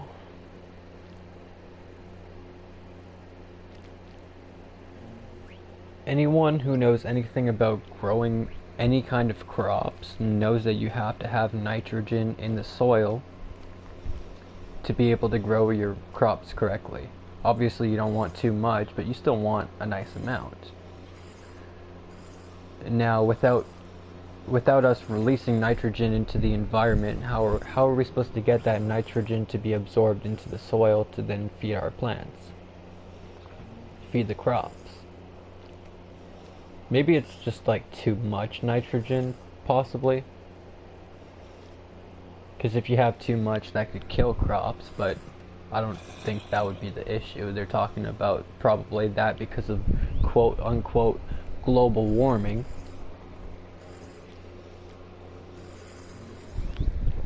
And I mean, let's face it, if we actually had global warming, yeah, weather would be different and the water levels would be raised. A lot of people's lives would be affected. But if we had global warming, and it continues, then we're just going to be able to like grow more crops all year round. To anyone who's in like a northern hemisphere, sorry to anyone who's near the equator, you're probably going to get scorched, but to everyone who's up north, we're going to get like really beautiful seasons of growing a bunch of stuff all year round.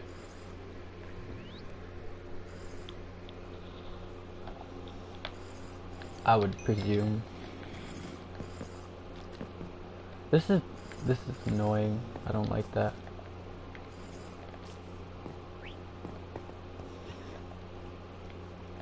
One cow per 2 acres. Sheesh.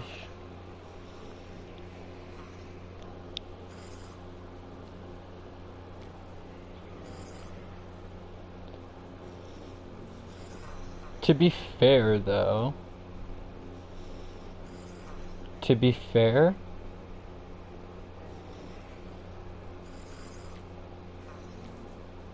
what other crops or like livestock do you have?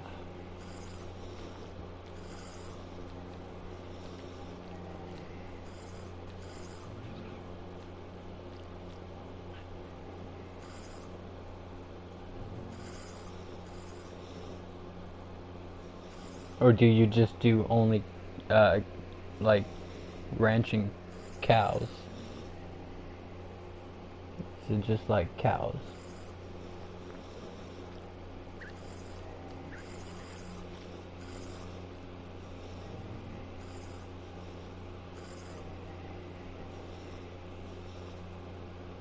Because in my opinion, that sounds like a decent amount of cattle. You don't need many more cows, you know? But other like crops and livestock, that could be a good thing to have.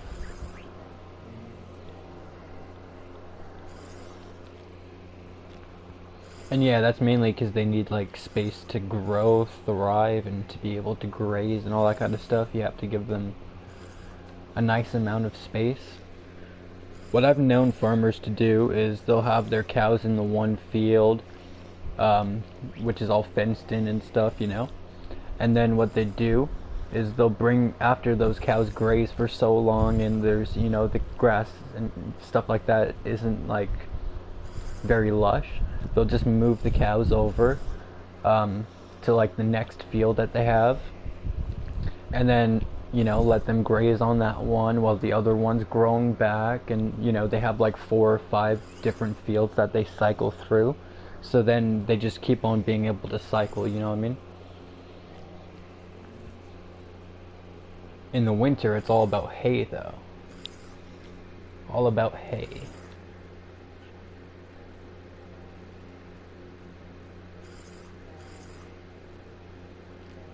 And grains and all that kind of stuff. Corn.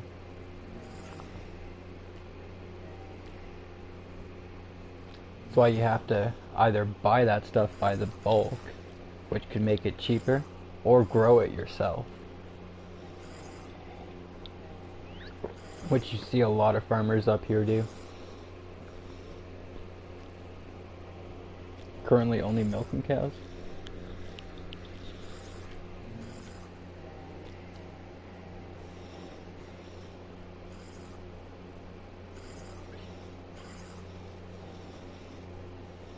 Yeah.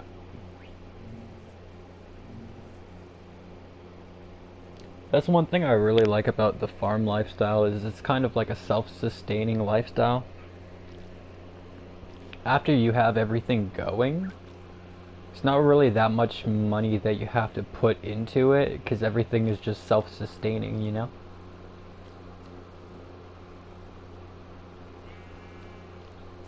I'm not saying that there's not money that you have to put into it. I'm just saying, you know?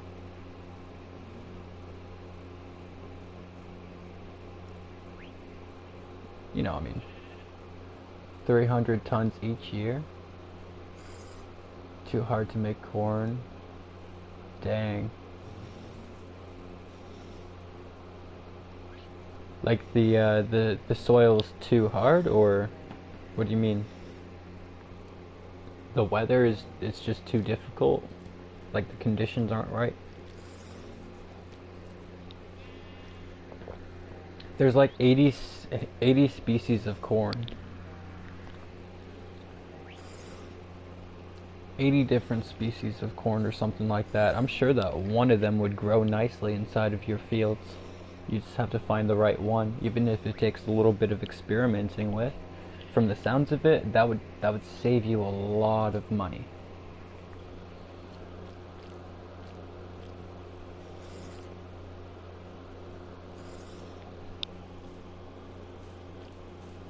But to be able to grow 300 tons each year, you would need a large enough field for that. You'd need quite the amount of land dedicated solely to the purpose of growing corn, and that would be after doing enough experimentation to see which one would work and grow best out there.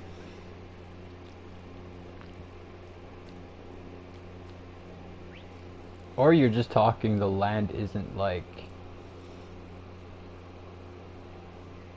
a clear field, like there's a bunch of trees and a bunch of, like, it's not clear.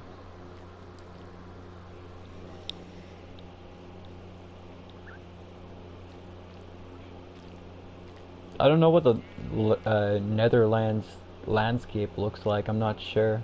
I haven't seen like much videos or anything of it. I'm pretty sure that it's more north So it would have similar climate to what we get here, I would presume. It gets cold in the winter and all that kind of stuff.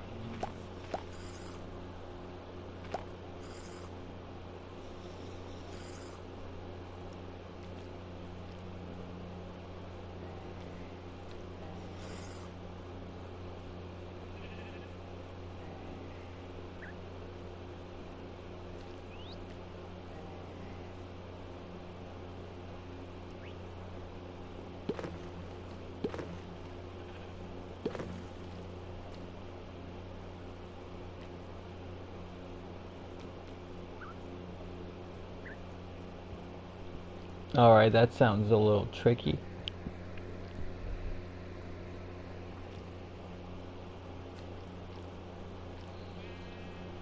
No, I'm pretty sure I understand. It's just you're basically implying there's just too much clay for you to grow. And I've seen what that looks like before, so I can envision what that would look like and how it would be basically impossible to do something with. You'd basically have to like start. I don't even know what you'd probably have to like throw down a bunch of like soil on top of the clay, soil, sand, like a mixture of like different stuff, and then start trying to like mix that and work it into the clay. Or let let nature do that by like raining on it and stuff, and it would eventually get in there, but that would only give you a small layer. It wouldn't give you. So yeah, that would be really tricky. It's almost like you'd have to get rid of all the clay and then fill it all with like dirt.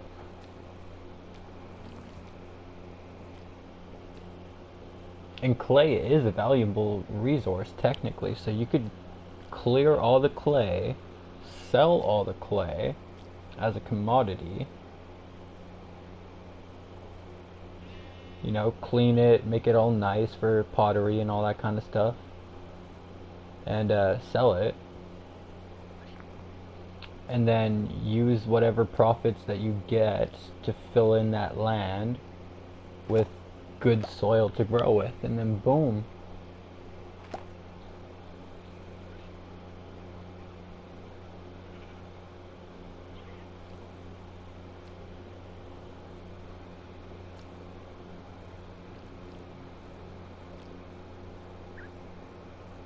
Oh, okay, so the clay is valuable for what you're trying to. Gotcha, okay. Okay.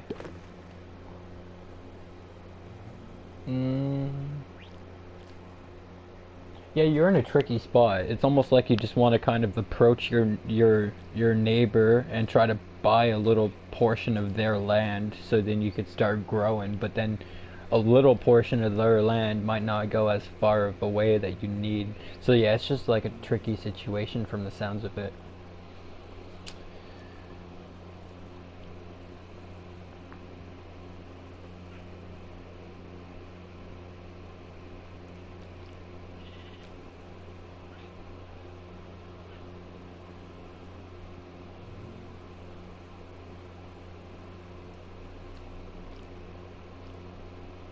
It sounds like you're spending a lot. But I mean, if you're making enough from your, from the dairy production and all that kind of stuff, then that shouldn't be an issue. Because you're making enough to be able to spend on the products that you need.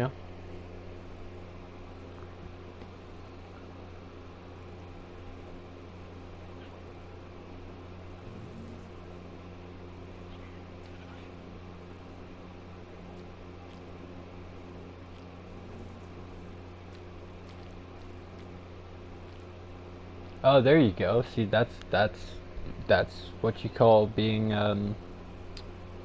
opportunistic, which is very, very good to be. Seize the opportunity.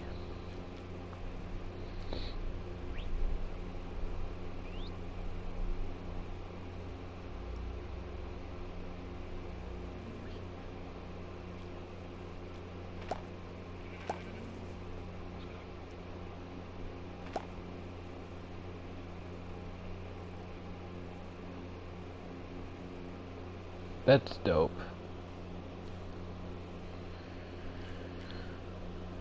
Man, you're just making me miss living on a farm even more and more and more just talking about this. I think the issue with our farm is that it was more of a hobby farm and it wasn't like something that we made profit off of. I mean, we made small profits, but it was more just a hobby farm. And that's why we probably aren't living on a farm no more.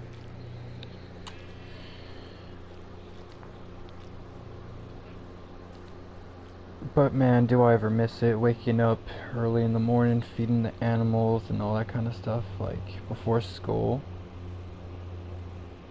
It was bad enough I had to like wake up early for school because I lived out in the country and you know the bus had to go far to get me. But I had to wake up even earlier just to feed all the animals. When did I leave the farm?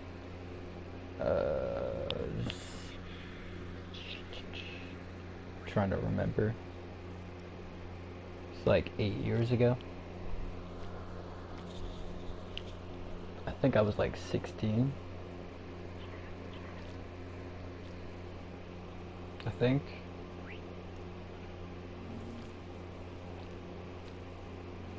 Not actually sure.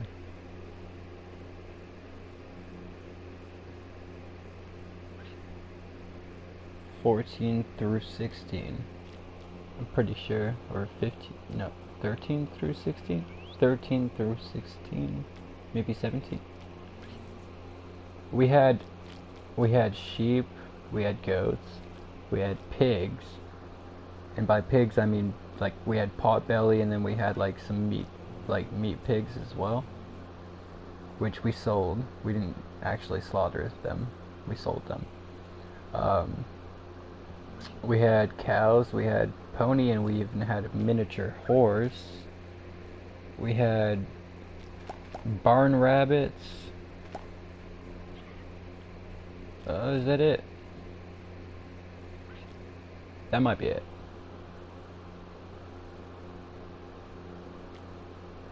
Oh, lots of chickens. What am I thinking? That's not it. Lots of chickens.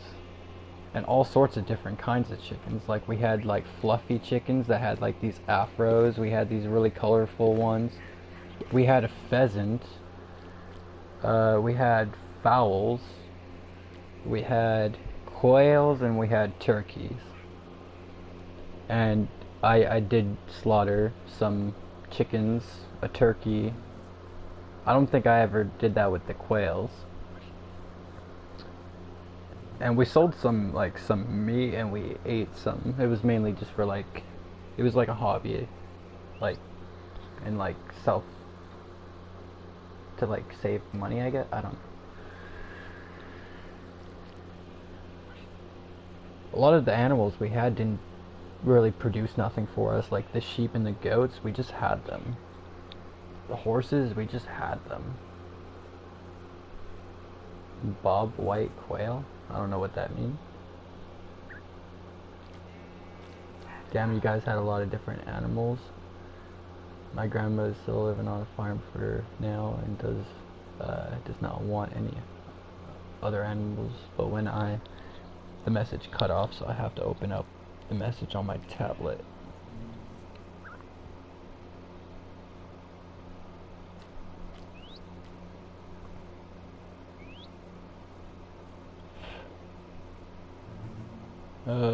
But when I move, I would like to get a lot more for fun.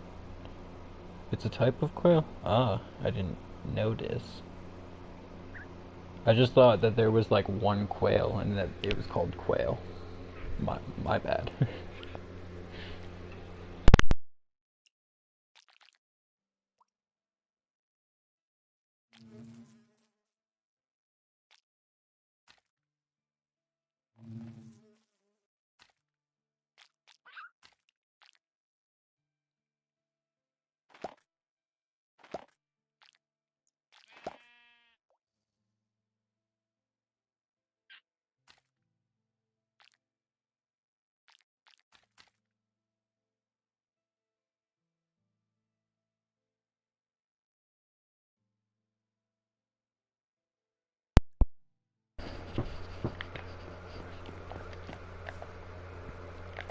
But yeah, that's my goals for when I get older and when I, when I get enough money.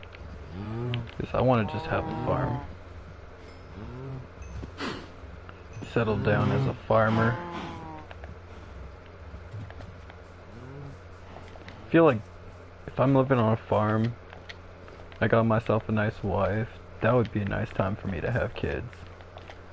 I'm not one to really think about that kind of stuff, ever, like, at all. But I think that would probably be the time for me, like... Hopefully it don't take that long, though. I don't want to be 50 having my first kid.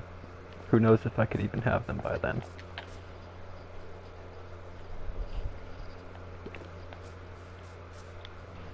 Yeah, that's the difficult part that I'm gonna have to face, but I've already come to the grasp that I'm not gonna be able to start like a big farm, I'm not gonna be able to start huge production.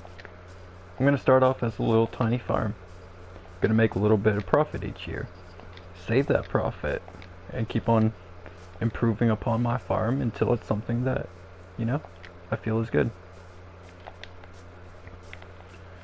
I just need enough money to start one, Start something small. Don't have to be big. Don't have to be fancy. It just has to be a farm. It's the only thing it has to be.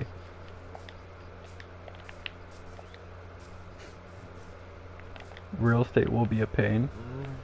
Yeah.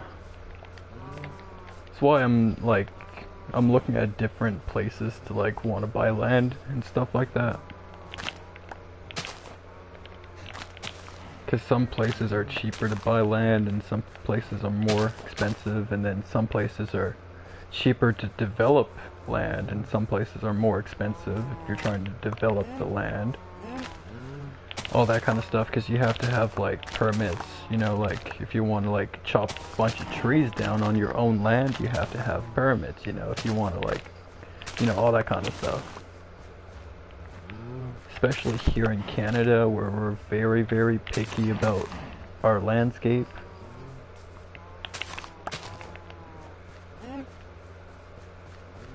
But once you got permits, it's your green light. But it's even more money you have to spend just because of that, Your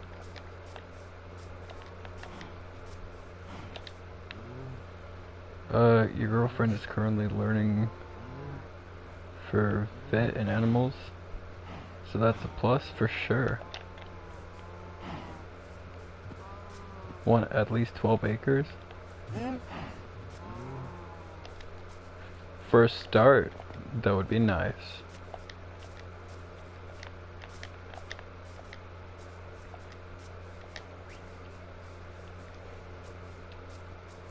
I don't even think it needs to be that many, but that is a nice amount for a nice little thing.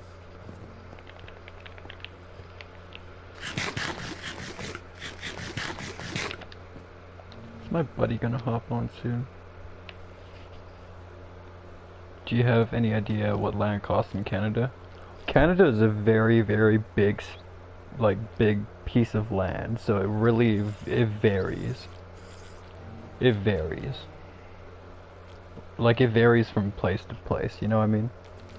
And it depends on what kind of land you're looking at, obviously. Because if you're looking at some prime looking land that's going to be obviously more expensive, it's going to be more expensive. But if you're looking at something that you're willing to develop and it's not the best piece of land, but once it's developed it'll be nice, then things aren't as pricey. There's a lot of undeveloped areas here in Canada. It just really depends on what you're looking at and where you're looking. I haven't looked in a little while, to be fair.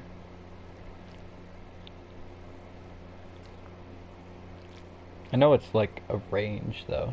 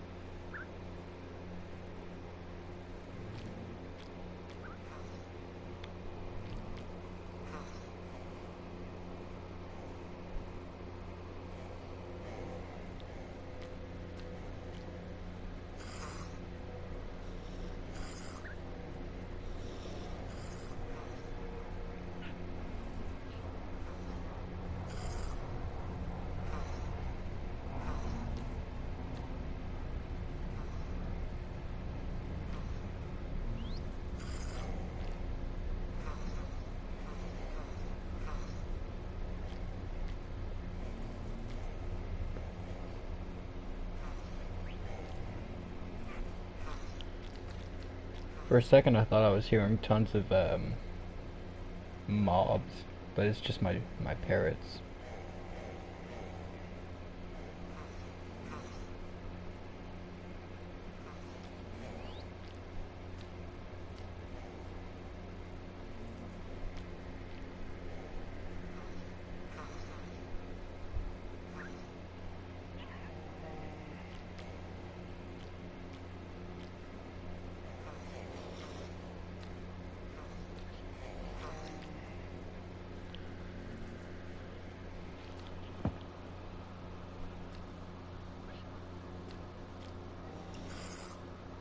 Look how much a farm itself would cost. Just buying like a whole farm. It's already good to go.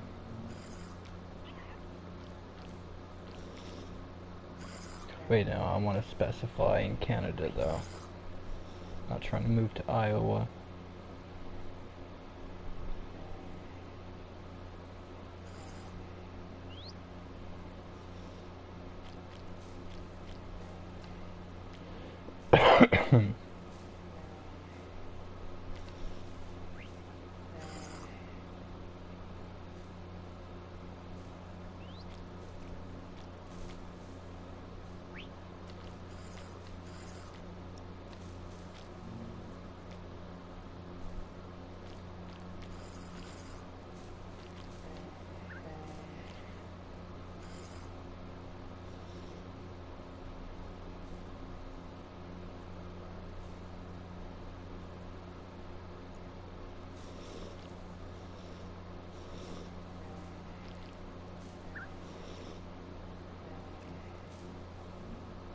This isn't Canada.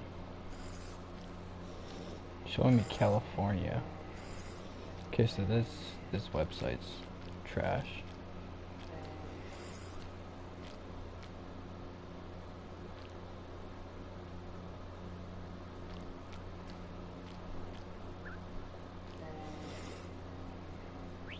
Bro, all these websites want to push like the most prime land.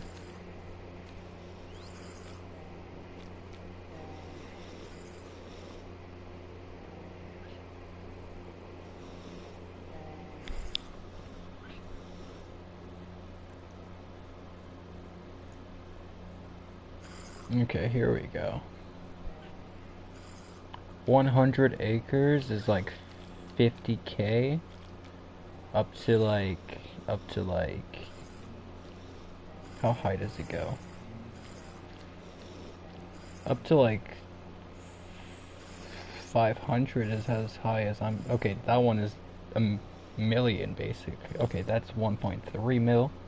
So really, like I said, it varies. If you're looking at something that's like super developed already, good to go, everything is like ready to go, you're looking upwards. But if you're looking at something that you're trying to develop yourself, something that's like, you know, swamp land, or something that's like just a huge forest or something, like, you know what I mean, then it's a lot cheaper. Like this marshland area is like 50K. It's got woodland and marshland. It's like 50K for 100 acres.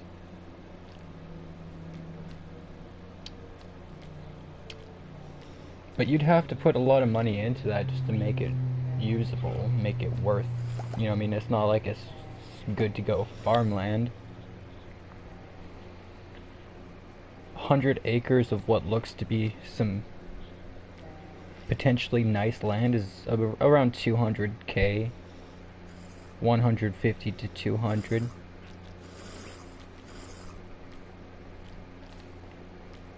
Still pretty darn, like, not that expensive, and that's just me looking at like Ontario, one province in all of Canada. If I was to look at all of Canada, then I could find probably a lot cheaper and a lot more expensive as well, you know what I mean? And when you Google it and it says that it's 4K, that's giving you an average. So that's giving you an average, so it's like totaling all the cheap ones and totaling all the expensive ones, and then giving you an average on what, you know what I mean? So Yeah. Gotta take that into account.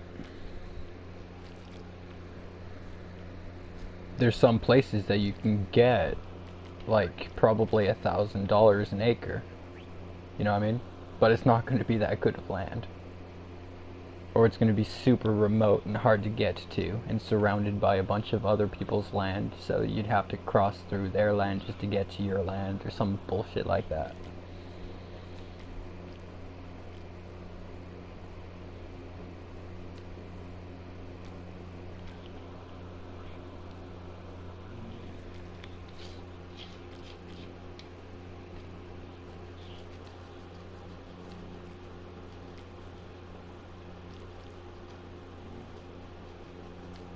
I mean, Canada is so big. I'm not sure if you've paid attention like to a globe or a map before, like zoomed in onto Canada, but like just go onto Google Maps or something real quick and look at Canada and look how big it is in comparison to the Netherlands, and then you'll understand why land is so much cheaper over here, is because we have that much land.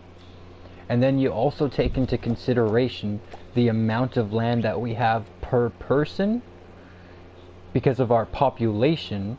So you take our population, and then if you were to give each person an an equal amount of land in Canada, we each get our own Netherlands basically. That's how much space there is in Canada.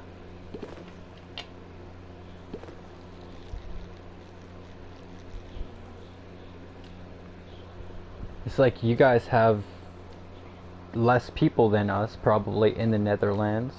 Actually, how many people live in the Netherlands? Is it more than Canada? Because I'd be shocked.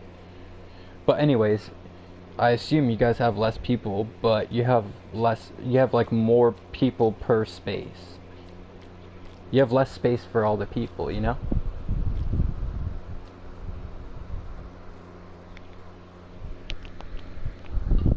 It's stupid how smaller the Netherlands is compared to Canada. Yeah, I mean, to be fair, that's just geography. Can't really do anything about geography. Yeah, so imagine 18 million people smushed together in your small Netherlands, and then 38 mil, which is only 20 million more, so it's basically double your population, is within all of Canada. Makes sense why land's so cheap when you think about it like that, right?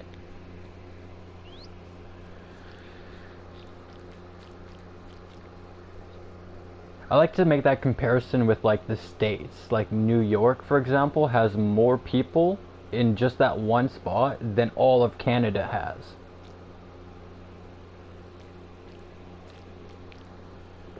Or India, you could probably fit 2 or 3 Indias inside of all of Canada. And India has like 1 point something billion people. That's like 1/7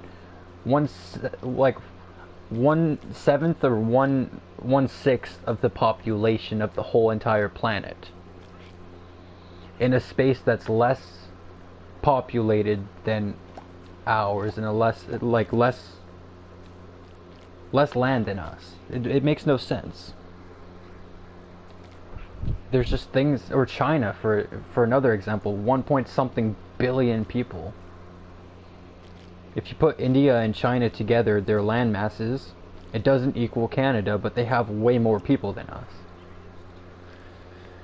The minimum wage, it varies because Canada is so big. It varies from like the west coast all the way to the east coast, and from the north to the south, you know what I mean? So it varies, but where I am, I think it's like $15 an hour, $15 an hour, something like that.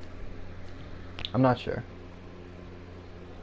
I haven't looked at it in a while, but the price of living here is quite expensive. So that might sound like, oh, that's a lot of money, but the price of living is expensive. And that's for 18 plus.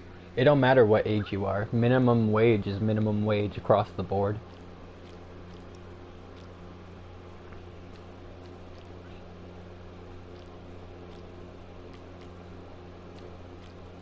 still gotta pay taxes on anything you make though.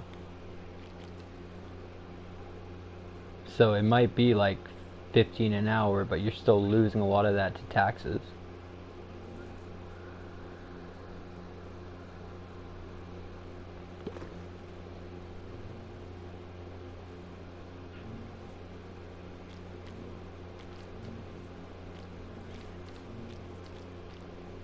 You can always live cheaply.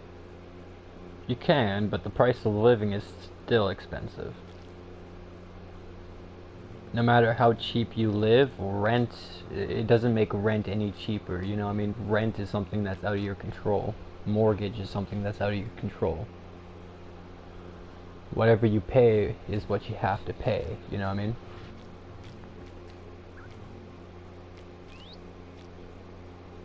How much would a meal be? I mean, it really depends where you're going. Let's use like a default. A Big Mac combo costs almost 20 bucks. So basically a whole hour of your, more than an hour of your whole pay would go to a McDonald's like Big Mac combo.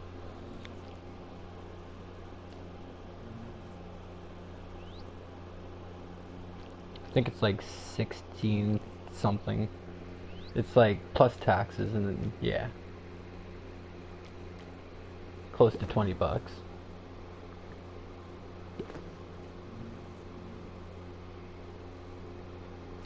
€11 in Canadian dollars is worth about, yeah, so you basically pay the exact same amount, so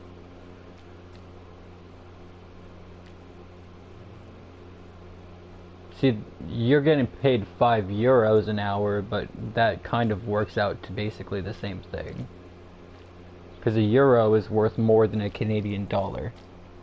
Because you have to take that aspect into consideration. How much is that currency worth globally speaking? You know what I mean?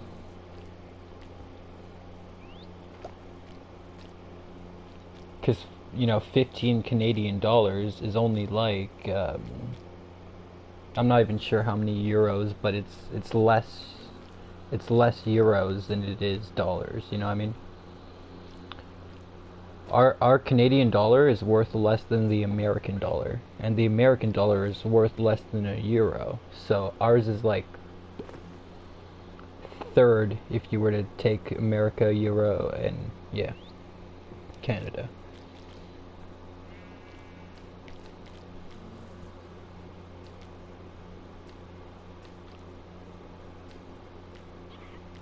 Our minimum wage was raised right before inflation, like not long before inflation,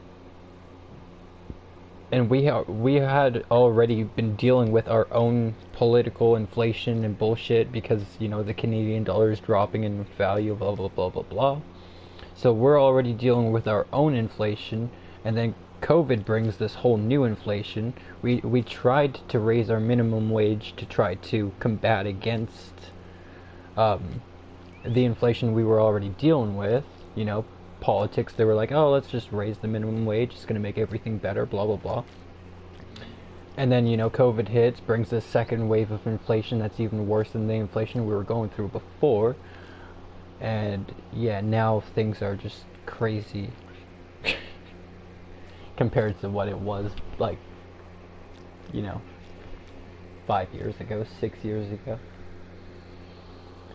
It's cool. It's crazy how much stuff can change within like not even that much time.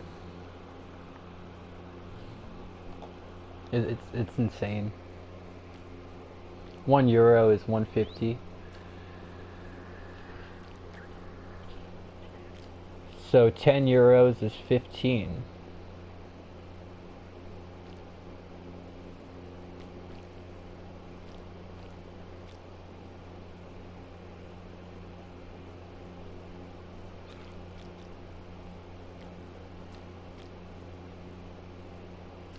To be honest, I'm pretty sure China tried to wipe us out with COVID.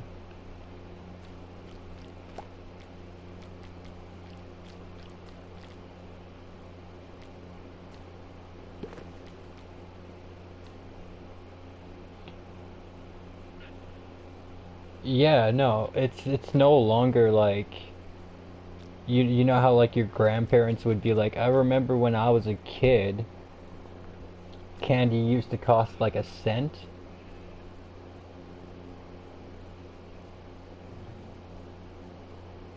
Well, we're going through that right now, but it doesn't seem like it's gonna stop inflating either. It's like infinitely inflating. So by the time that we get to say something like that to our grandchildren, it'll be unfathomable. We would be able to conceive the idea of like, oh my god, ascend? That's crazy. That's awesome. But they wouldn't even be able to fathom how how how gas used to be just in our day, which is crazy.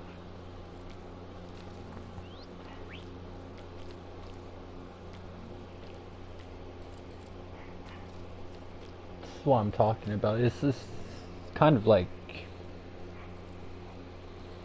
I'd love to know where the world went wrong. And how does the whole world seem to be in debt? Who is the world in debt to? How is the whole world starting to struggle like this? Like,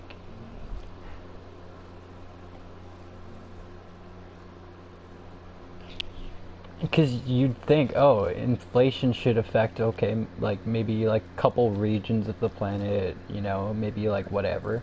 That's normal, that's typical. But for the whole world to be going like in the shits right now, basically. Liter of diesel, I mean, ain't nobody, I don't know diesel prices.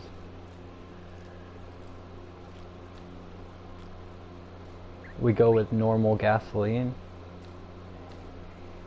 Unless that's what you're referring to and you just call it diesel. Which would be odd, but I've seen weirder things.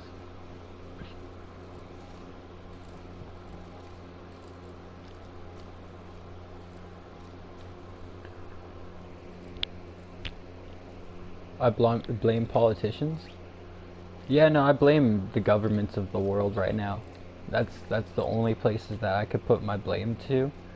Because if all this money was inside the population's hands, like the general population's hands, we'd be doing a lot better things with it. Yeah, you'd have a lot of idiots doing a lot of stupid shit with it, but you'd have a lot of great minds putting that money to great purposes and putting a lot of like amazing things in this world. But no, let's just give all of the money that we get to the governments that just seem to keep on making things worse. And then wonder where all the money's going and how things keep getting expensiver and more expensiver and more expensive. So beautiful outside. I want to go fishing. I want to go fishing.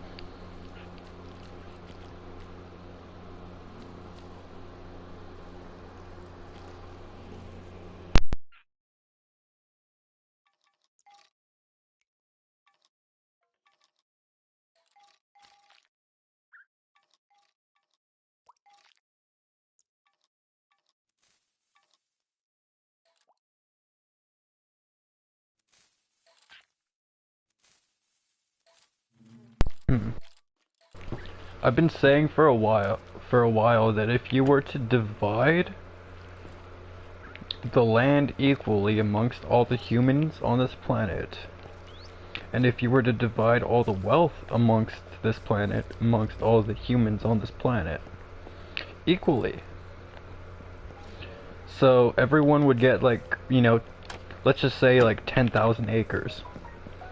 There's 7 billion people, but there's way more space on this planet. If we were to divide it equally, and sure, everyone's gonna get some acres that are just not viable, kind of shitty land, but everyone's gonna get some nice land.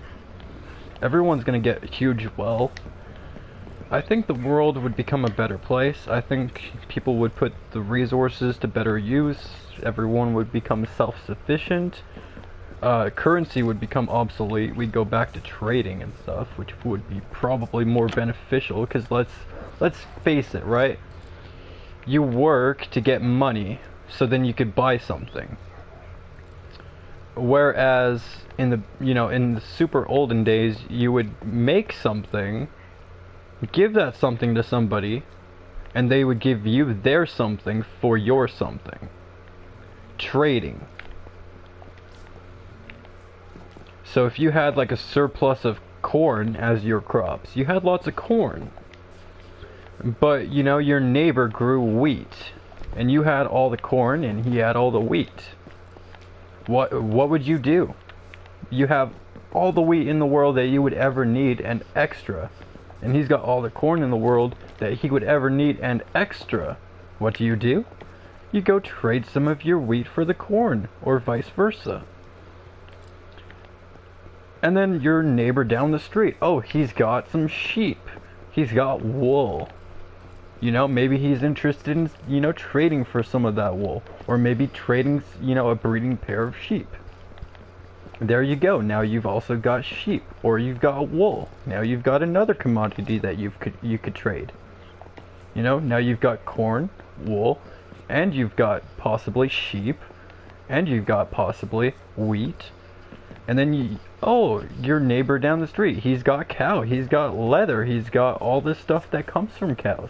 Maybe he wants to, sell, not sell, but trade some cows for some of your, your sheep, your wheat, your corn, your wool, all of these products that you can now make.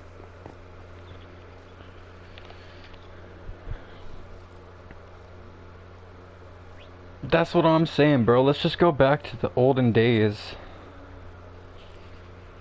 You know what I mean?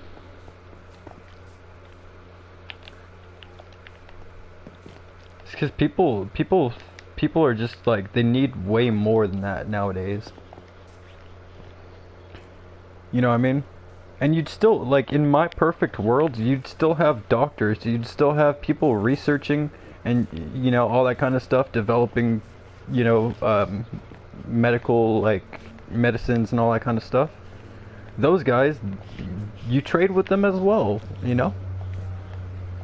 For their services, you give them some of your goods, some of your commodities, Somebody is, you got a doctor that comes and checks up on you, and, that's his service that he provides to you. Well, you make sure he walks away with some corn, or some wheat, or, some wool. You know what I mean? You got the inventors that will be inventing gadgets and all sorts of, like, you'll still have scientists and you'll still have artists. People making art and trading their art for other commodities amongst the village.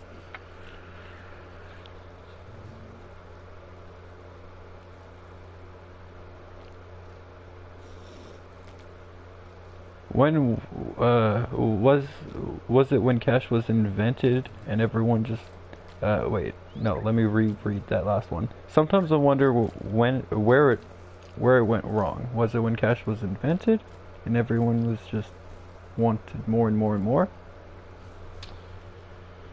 So money at first, what I believe, was just like, at first it was just a middleman.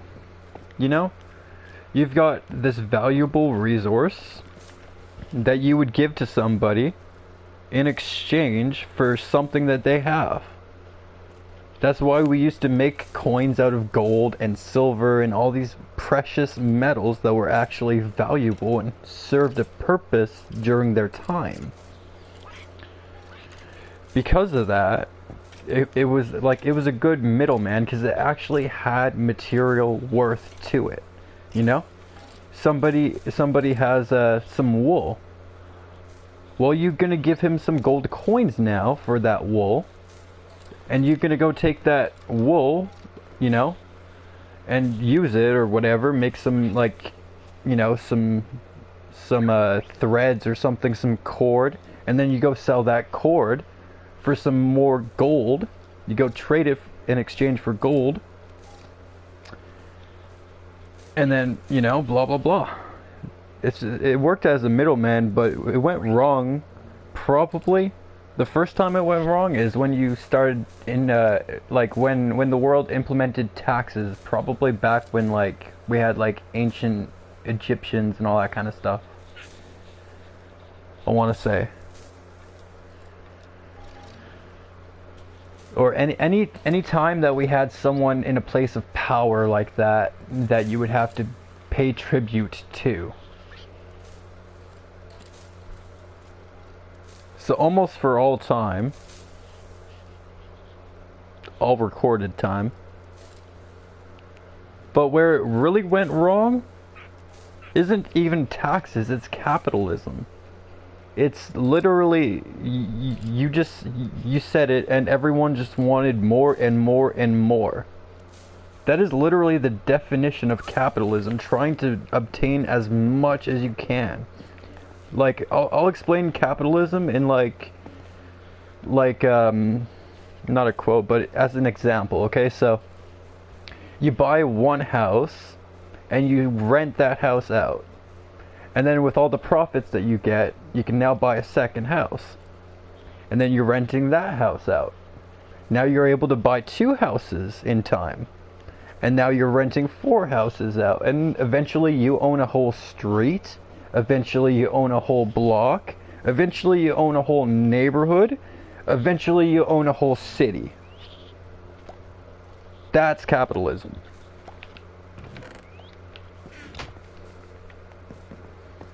Capitalism is owning all of the gas in the world, or most of the gas in the world, and then controlling the price of the gas. Capitalism is owning most of the diamonds in the world, and then controlling the price of diamonds. That's just how it works, you know. If you own most of what's on the planet, you control how much people are going to have to pay for it, because, you know, where else are they going to get it? This is how it works.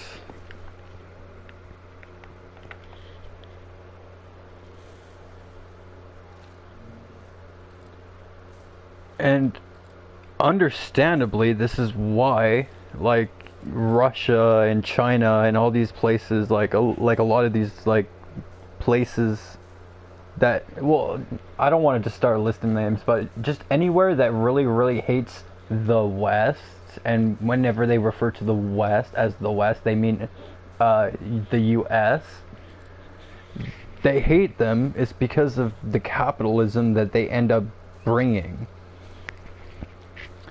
Because once America goes anywhere, once an American goes anywhere, it brings the idea of capitalism to that spot and starts capitalizing those spots.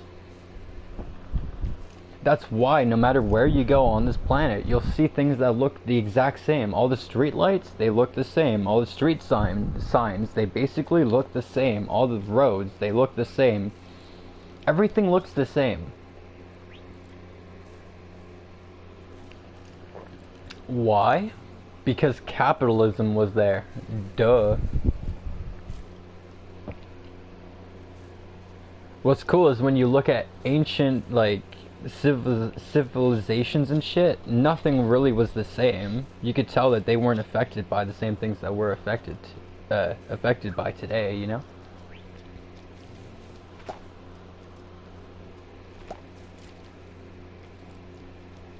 They were building in different materials, and they were building different, you know, they had different languages and different, like, I don't know. Sure, we have different languages and stuff nowadays, but it's like everything's kind of adopting one thing. Slowly but surely, everything's just becoming the same. Some call it diversification, but I call it, like, I don't know. I don't even know.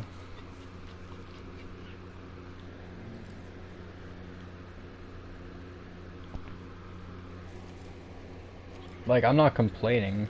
I'm just, like, it's a little weird. You walk out the door and you, or at least over here, and you'll see, like,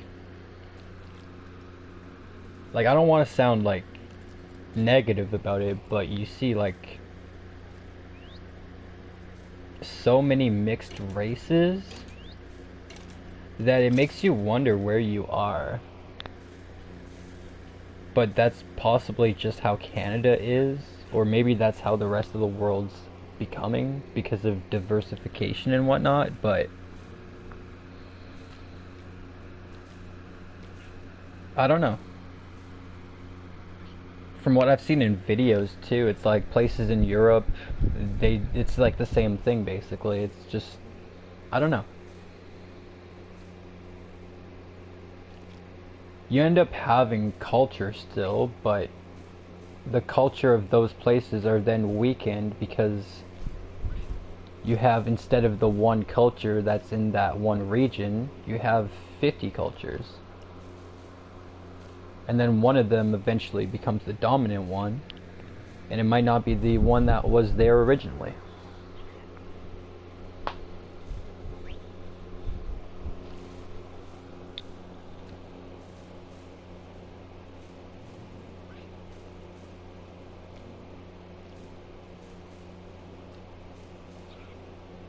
Yeah, I mean, churches, cathedrals, like Colosseum, like everything that's old, the pyramids, and sure, they have multiple pyramids across the world, but they're all made differently. You know what I mean? They're all sculpted differently. They all have a different shape, or made out of, composed out of different materials. The interior or exterior is different. You know what I mean? Nowadays, all the houses basically look the same. All the, you know, especially with the modernization, all these new words that we're using as well. It's like, I don't know. We're stepping into a new era or something. I sound like one of these conspiracy peoples. I don't like that.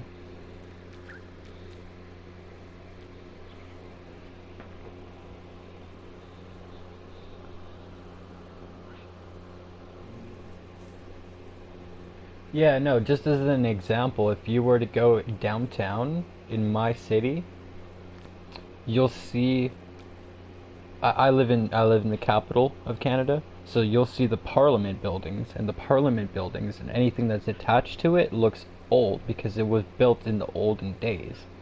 And it has this amazing look to it, and it's different than what you'll see to other places, but it's not that different because it looks kind of like other architecture that you'll find in like old Europe, mainly because old Europe came here and settled.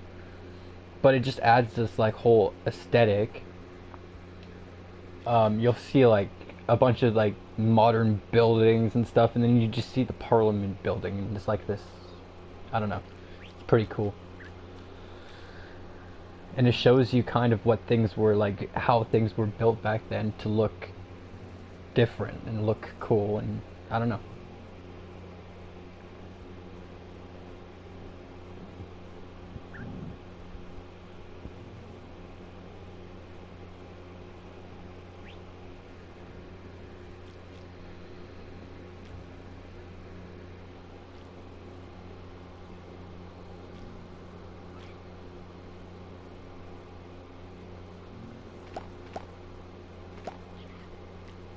Oh yeah, I mean, no matter where you go, you're gonna have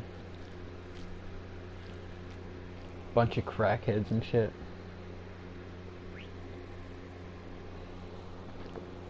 No matter what era you look at, you're always gonna have that. It's either drunk, the town idiot. You know what I mean? It's something. Nowadays, it's just you got 100 crackheads downtown, all loose. And they all get shunned just like they used to.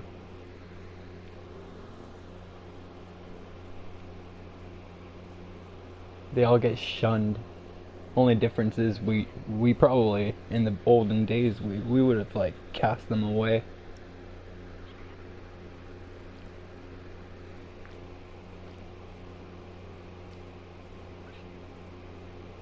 I'll be back in 20 minutes if I'm still streaming. Alright, I'll see you in 20. Was fun chatting. Starting to wonder if my buddies are even gonna hop on today. It's Monday though, so it's a school day.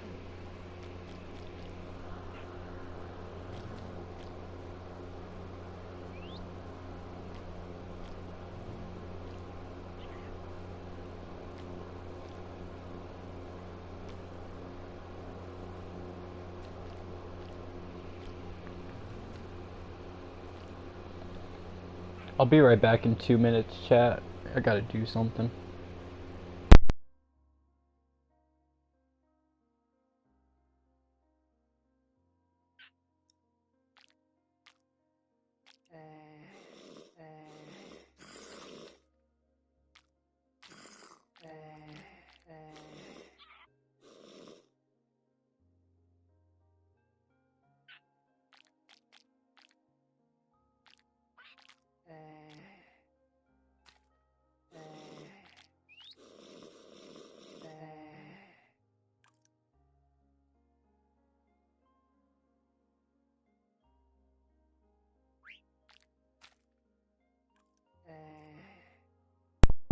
Alright. Let's grab this, grab that. Make this. That's all the leather I got.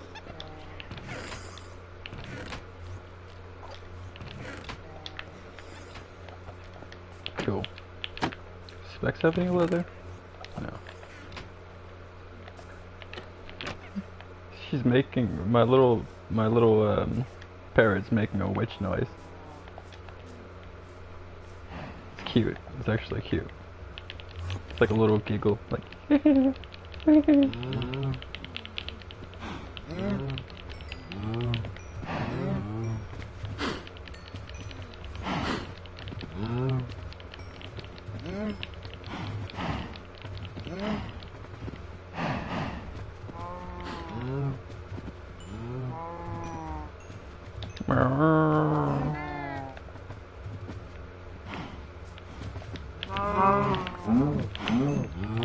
I was AFK for so long that the parrot might have just heard it and adopted the noise. Because once it hears a noise from a mob that it can copy the noise from, it's there for life. Oh, phantom.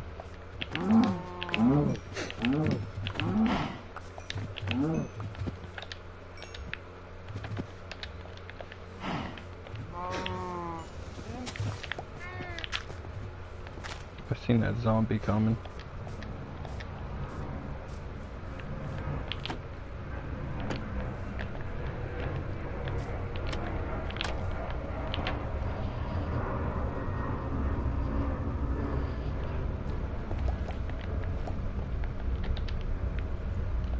$21 leather plus 45. Hopefully that's enough.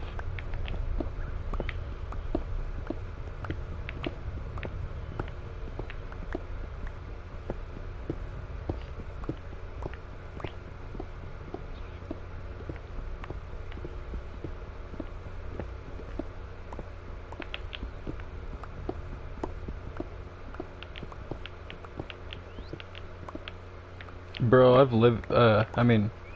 wished that for a while. I don't know why I said, or I was about to say I live. But yeah, no, I wish that I lived, like an Amish life for like so long. That would be like the most ideal lifestyle, except I'd still like the access to some, like electric stuff, like some more modernized stuff, but not everything. Like, I can go without, so, like, most stuff.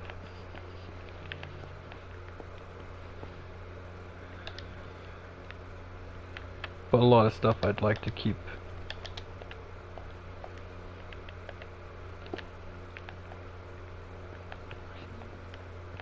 So it's tricky.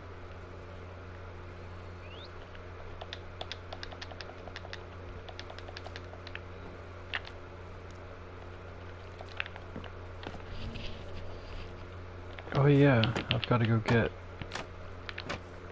I don't have any paper.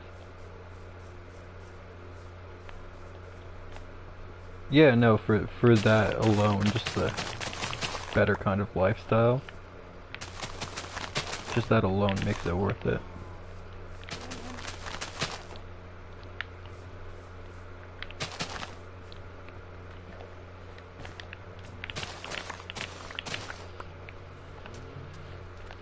I mean, wonder what the olden people used to do?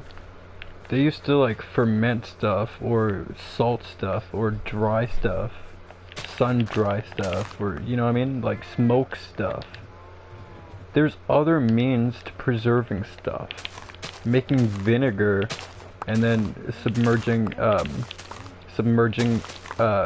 your said thing inside of that brine, and then boom, now you're pickling stuff, which is another way of preserving stuff. You know what I mean? Like there's actually so many ways to preserve stuff. It's unreal without using preservatives. Without using artificial, like, chemically created, like, made in a lab bullshit, toxic, whatever.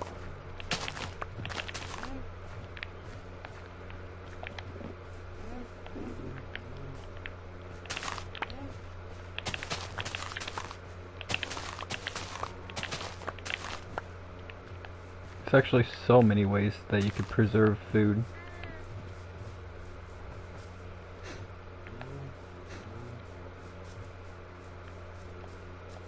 And then people used to have like cold cellars, you know, you dig deep enough underground, you're gonna get a cold cellar, you know what I mean, somewhere that you make really cold. And then boom, you have a natural fridge basically. Those used to be really common. I used to live in a couple different houses that had cold cellars. At least 2 or 3.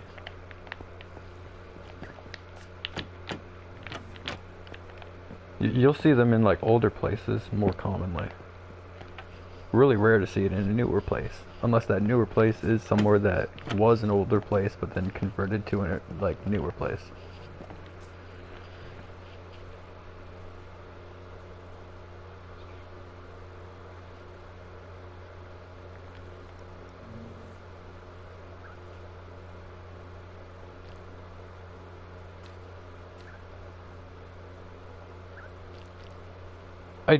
I highly doubt it. You think that the CEO of like a canned green bean company uses their green beans, or does he eat fresh ones? What do you think?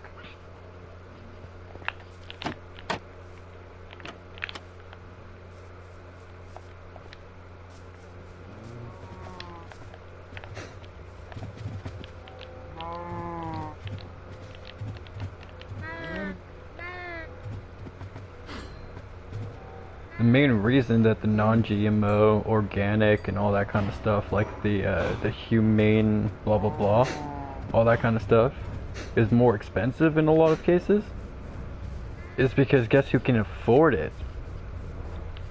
Is the higher class people, the elites, the upper class people, the people with the money to burn. A little bit extra money so they can eat healthy, by all means they're gonna do it. They could afford it. But for us, I mean, hey, it's not a luxury. It's not a,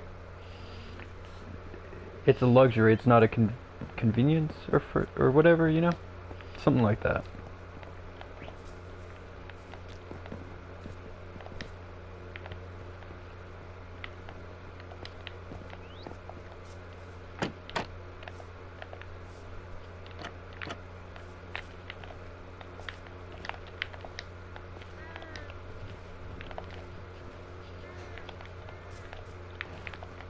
It's like, for example, Mr. Beast. He's always like in all of his old stuff, right? And he's like, I'd say he's an elite person, right? In all of his old videos, you can hear him talking about how much he completely just despises sugar. He hates sugar. He hates sweets. That includes chocolate. And guess what he goes and does? He makes this thing called Feastables. And this Feastables is supposed to be a healthier alternative to, like, you know, other chocolates, and his main thing back then was to, you know, trash on Hershey's, saying that his thing was, you know, tastier and better for you with like 1/3 the amount of sugar, so much other good stuff, blah blah blah blah blah. What does he go and do? He makes the he changes the recipe like 3 times to end up making it basically the exact same, if not worse than Hershey's, which is the main one that he was like trashing on.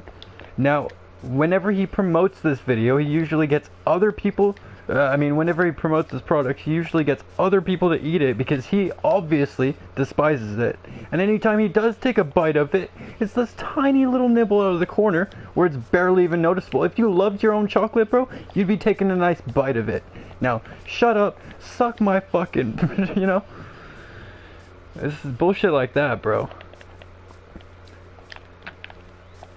No, these people don't eat their own products. They don't even enjoy it. They make it for us. They make it so they can make a profit. It's like, there's a saying for like drug dealing, and it's don't get high on your own supply. Only reason I know that is from like movies and stuff, and like documentaries. But that applies in the business world. You know, if you're gonna sell a product, you don't like keep a bunch of that product to yourself, because then you're losing money. You know what I mean? If you're sitting there eating all of your Feastables all day long, the Feastables that you should be selling and making a profit off of, then you're not making money, you're wasting it, you know? So any good business person won't, like, waste their products like that. It's stupid.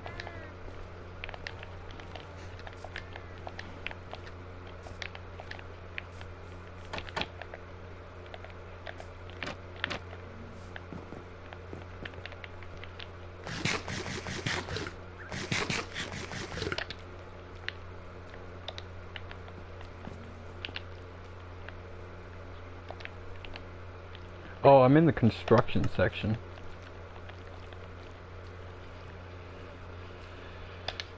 Four is not enough. It's why it's good to be your own farmer. Yeah, don't rely on anyone else's shit. Rely on your own shit. And if your shit's not good enough for other people's shit, then too bad. They can suck it.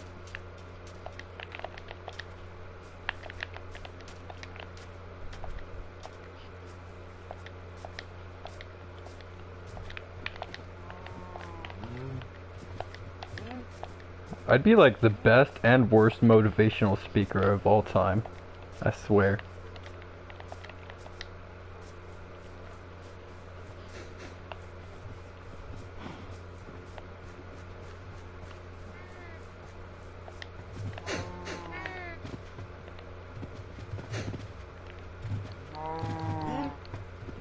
Oh yeah, food that you make yourself or any crops that you grow yourself just end up being better because you know what's in it. You know, it's like food that you like. You know when somebody else cooks for you, and then you know that like there was love put into it.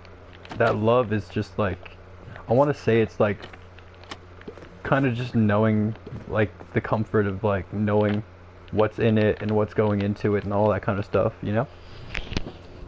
Knowing what, like, who prepared it. You get the same thing and the same joy from like making your own crops and food and plants and whatever, you know? You know what you're putting into it, you know what you're getting out of it, you know all that like time, effort, energy, you know what I mean?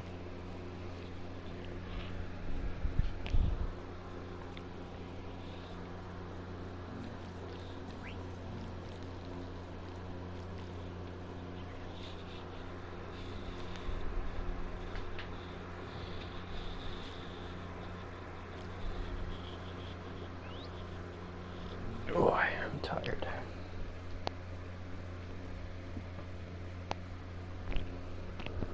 I've grown my own cannabis before.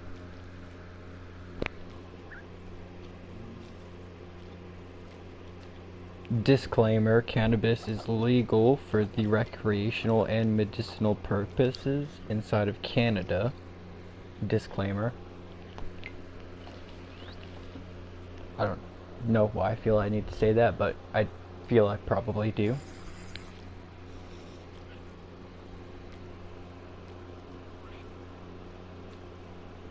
Mint. Oh, yes. Fresh mint is awesome. Used to have a neighbor back when I used to live on the farm that grew fresh mint and fresh stevia, which is like an artificial sweetener. And if you mix them together, like if you grab like a few mint leaves and a few stevia leaves and you put that in your mouth and you just chew it, it's actually one of the best like tasting things that you could do. It's kind of like gum, but without the gumminess, if that makes sense. Like you get the freshness. So good. And you get the sweetness too.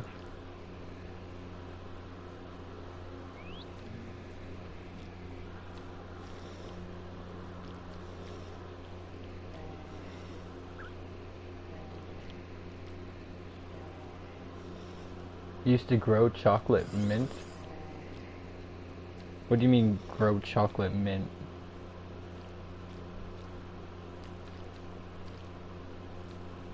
Oh, you mean like the strain, I'm presuming?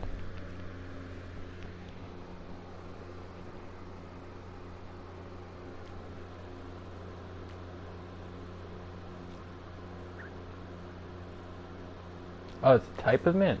Yeah, strain, like the strain.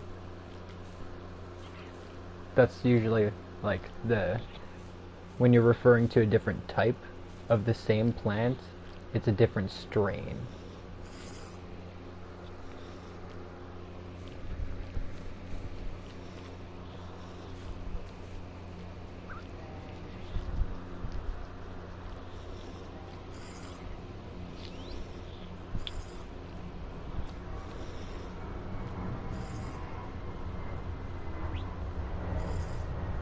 That actually sounds good. Chocolate mint and stevia.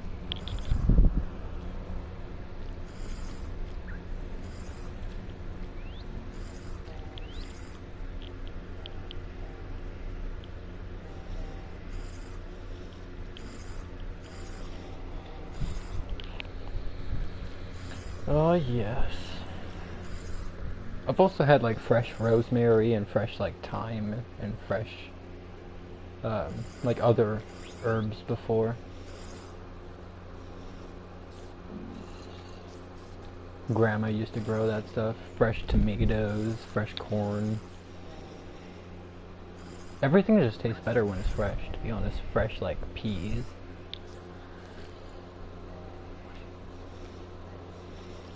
Green beans. I've never made tea like that. Like gathered a bunch of ingredients myself to make a tea, but it sounds fun.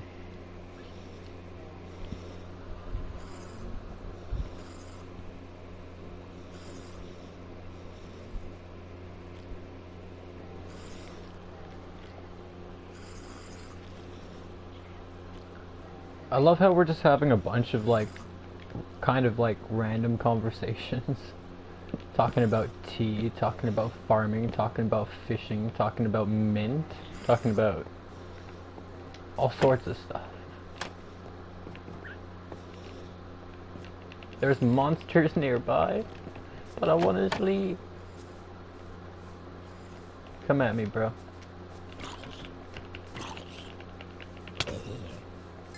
That's what I thought.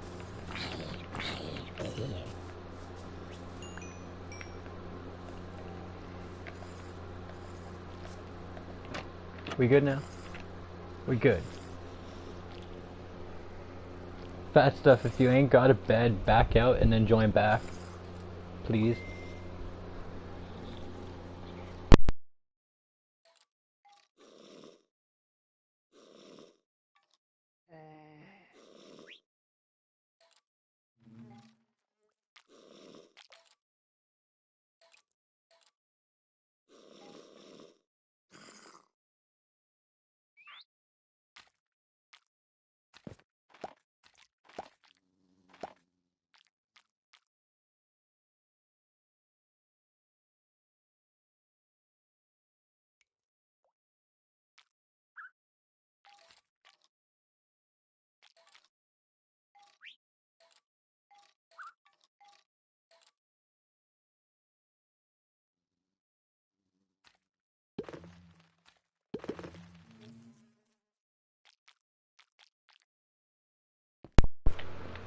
Wait, did we sleep?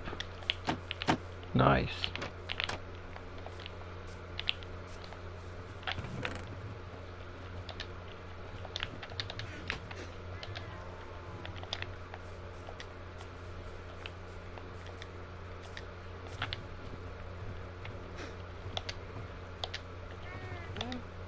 Okay, I got a full set now.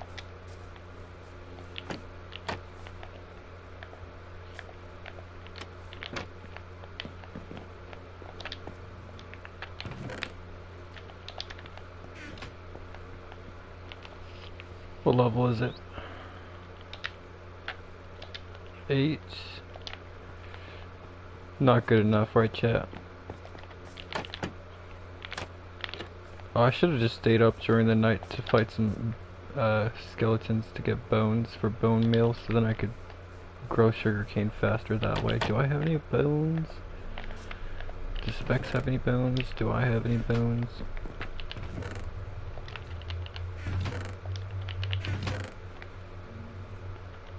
Well, that's a boner. I mean, bummer. That's a bummer.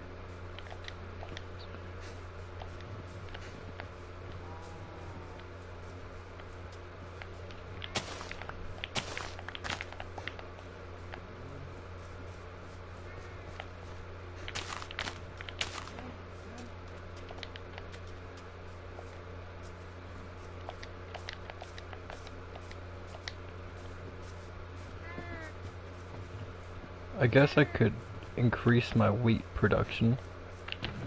My buddy loaded off and we had like almost nothing going on. He's gonna load back on and be like, what the heck?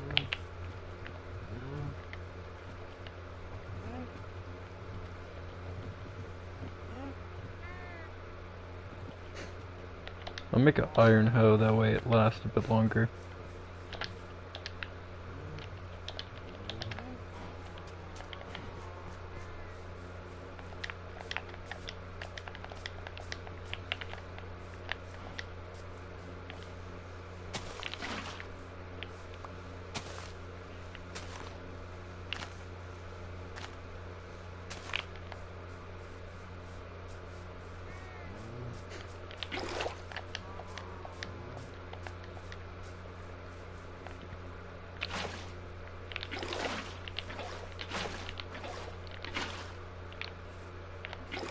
It took me a while before I knew that you can make an infinite source like that.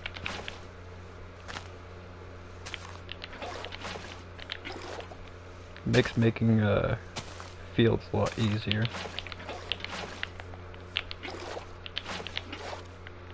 You can't grab from the edges or from the flowing source though. That's what I've learned. So you have to go from here, because if you were to grab from here, then it just leaves it flowing. If you grab the middle, boom. And then same thing, boom.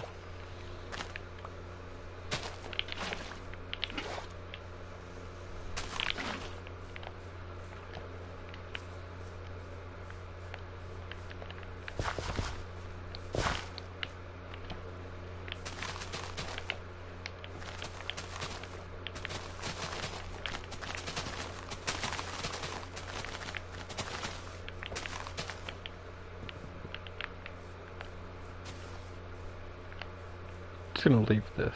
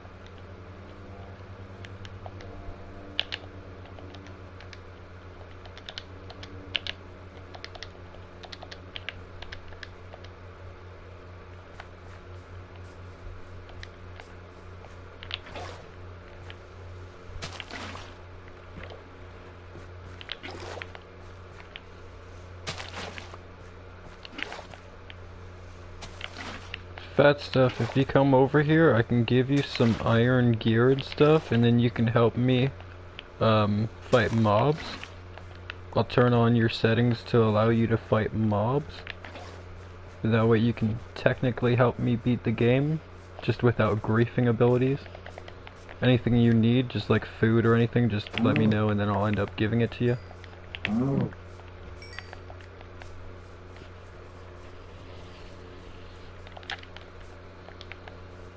If you can make it here, that would be cool. I'll turn on the ability for you to fight mobs, so then you can at least get food. So then you have better chances of making it here. And not dying. Alright, let's plant some more crops.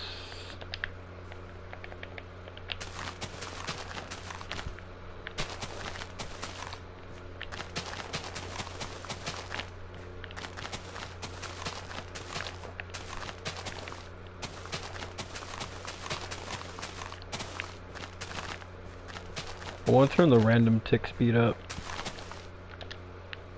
but I don't have cheats enabled. I think I could do that in the settings, but not if I'm in the map already. I'd have to back out or turn cheats on.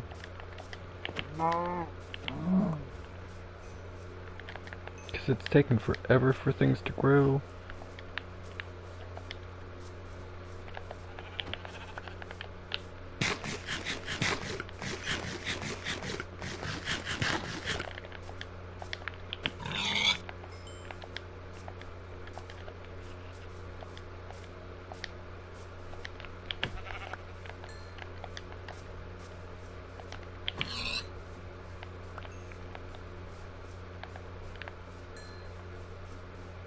I don't remember who griefed it, but I'm pretty sure I unfriended them and blocked them as soon as they like admitted to it.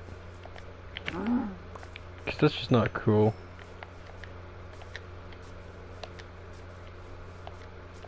And that's not in this world, that's in the other one. That's why I'm not letting people have permissions in this one besides like trusted 4 people, including myself. He can have the permissions to attack mobs, because that doesn't really affect anything. But he can't even build nothing. He's eating rotten flesh and raw meat. Wants to 1v1? No, we could do that when we're playing in a server like the Hive or something. That's not for in here. And if we're gonna do that in here, it's gonna be after we beat the dragon. Then I'm not going to be so worried about this world. I don't care if people grief, I don't care if we die, I don't care if we fight each other. I don't care about anything really, as long as we can beat this game. Which I'm waiting on my buddies to do.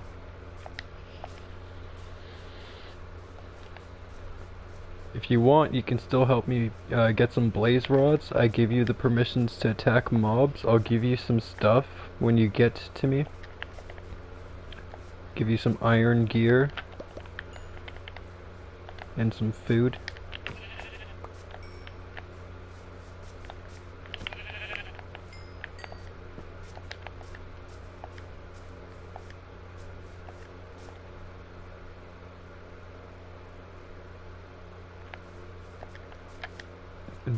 They can't craft anything. All they can do is attack mobs and eat and eat. Even if they get all the gunpowder in the world, they still can't do anything with it because they can't craft. They don't have the ability to build. They can still kill all your cows, I guess, but then I just kill them and then take all the... I only have the cows for the leather, so I can make a better bookshelf, like enchanting thing.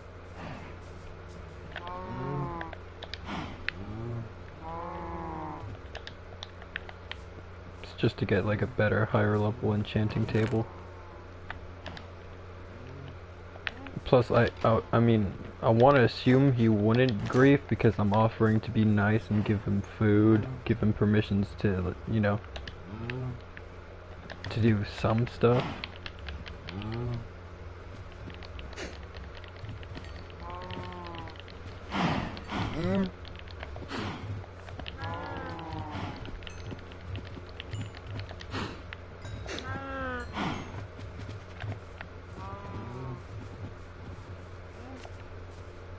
And he keeps dying, so I don't even think he's gonna make it here anytime soon.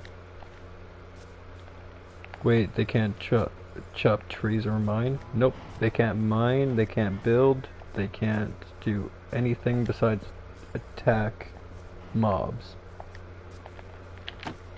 So they can defend themselves and they can get themselves food.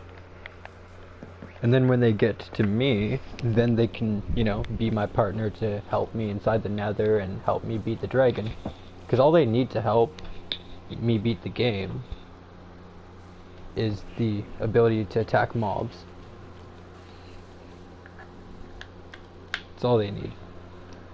I'm gonna be right back though, so I'm gonna save and quit, and I'll be back in 2 minutes.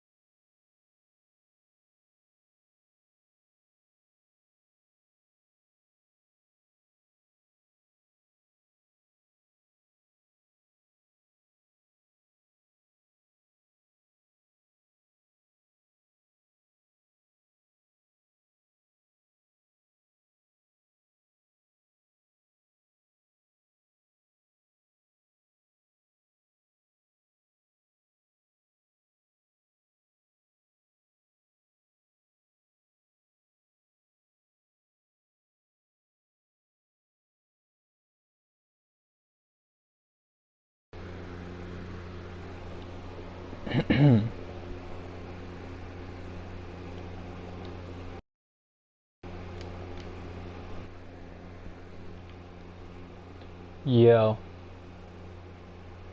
Yo. Yo. Yeah, we lost everything.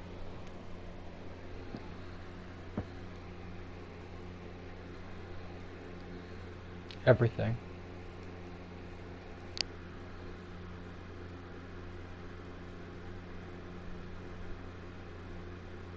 I'm just playing.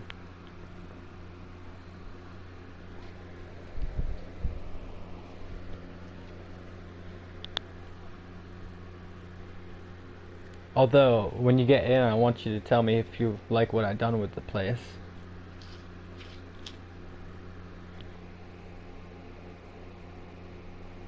You were in the base when you logged off, right? Oh, okay, okay.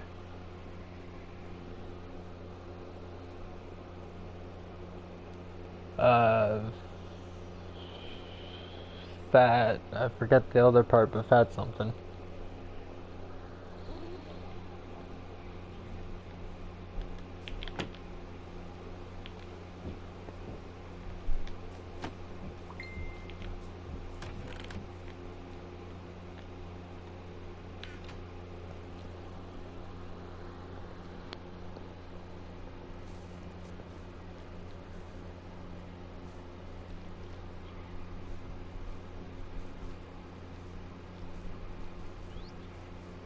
I gotta go soon though, but I'm only gonna be gone for a little bit. So if you're still able to play after, I'll let you know on PlayStation when I get back. I'm just going fishing for a little bit, like an hour or two. It's night. Let's sleep real quick.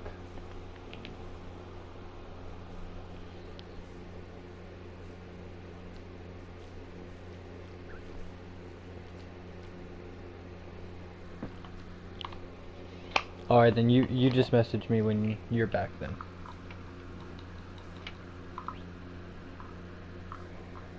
Oh, we can't sleep.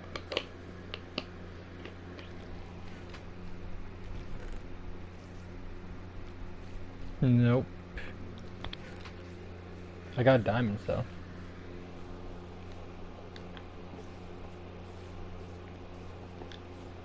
You like my drip?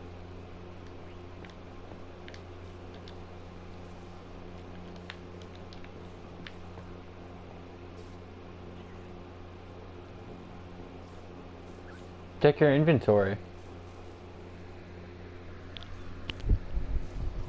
Make yourself some don't waste it on tools. If you have 2 left over, then make a sword, but if you don't, it's armor first. Chestplate, leggings. Those are the ones that give you the most.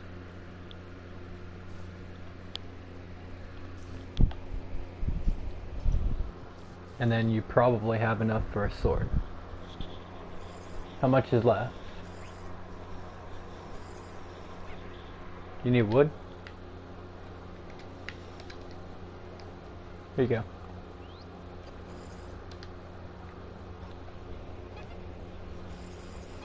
It's mini sticks.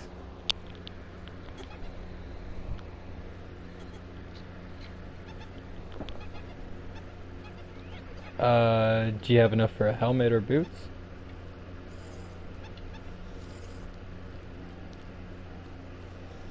That's good. It's all good.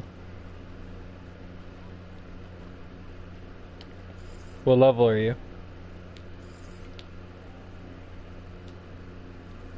What level are you? I see.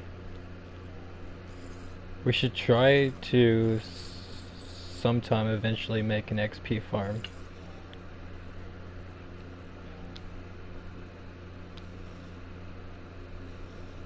Bad idea. It's not safe.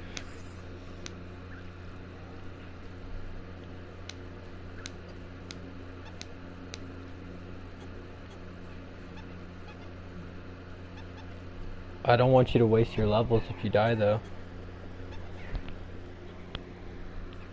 'Cause we could get some good enchantments once we got those bookshelves growing or going. And then we could go to the nether. Huh?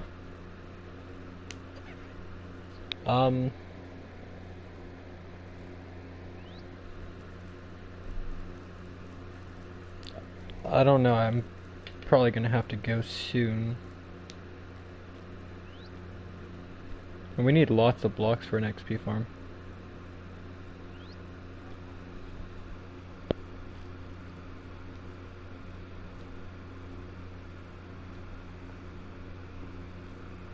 Yeah, but you get less mob, like you get less spawn rates that way.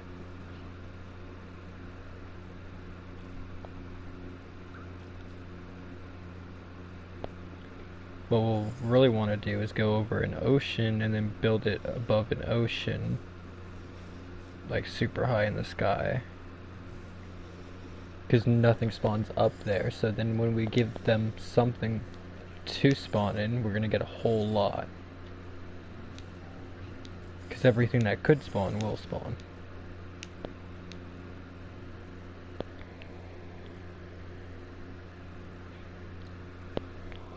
Alright, I'm gonna just be AFK for like 5. Not yet.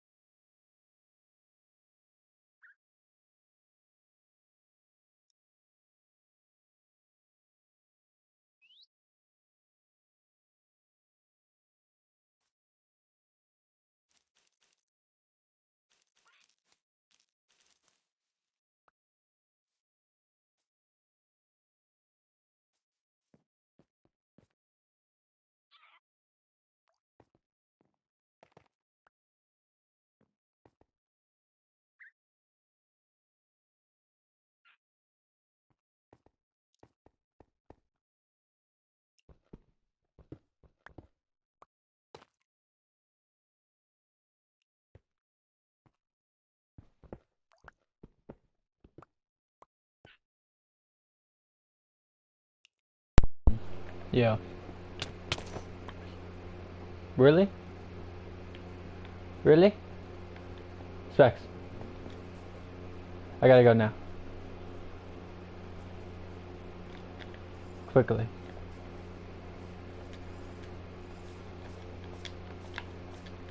Creeper. Nice. Nice. Alright, let's get back in there and then save and quit real quick.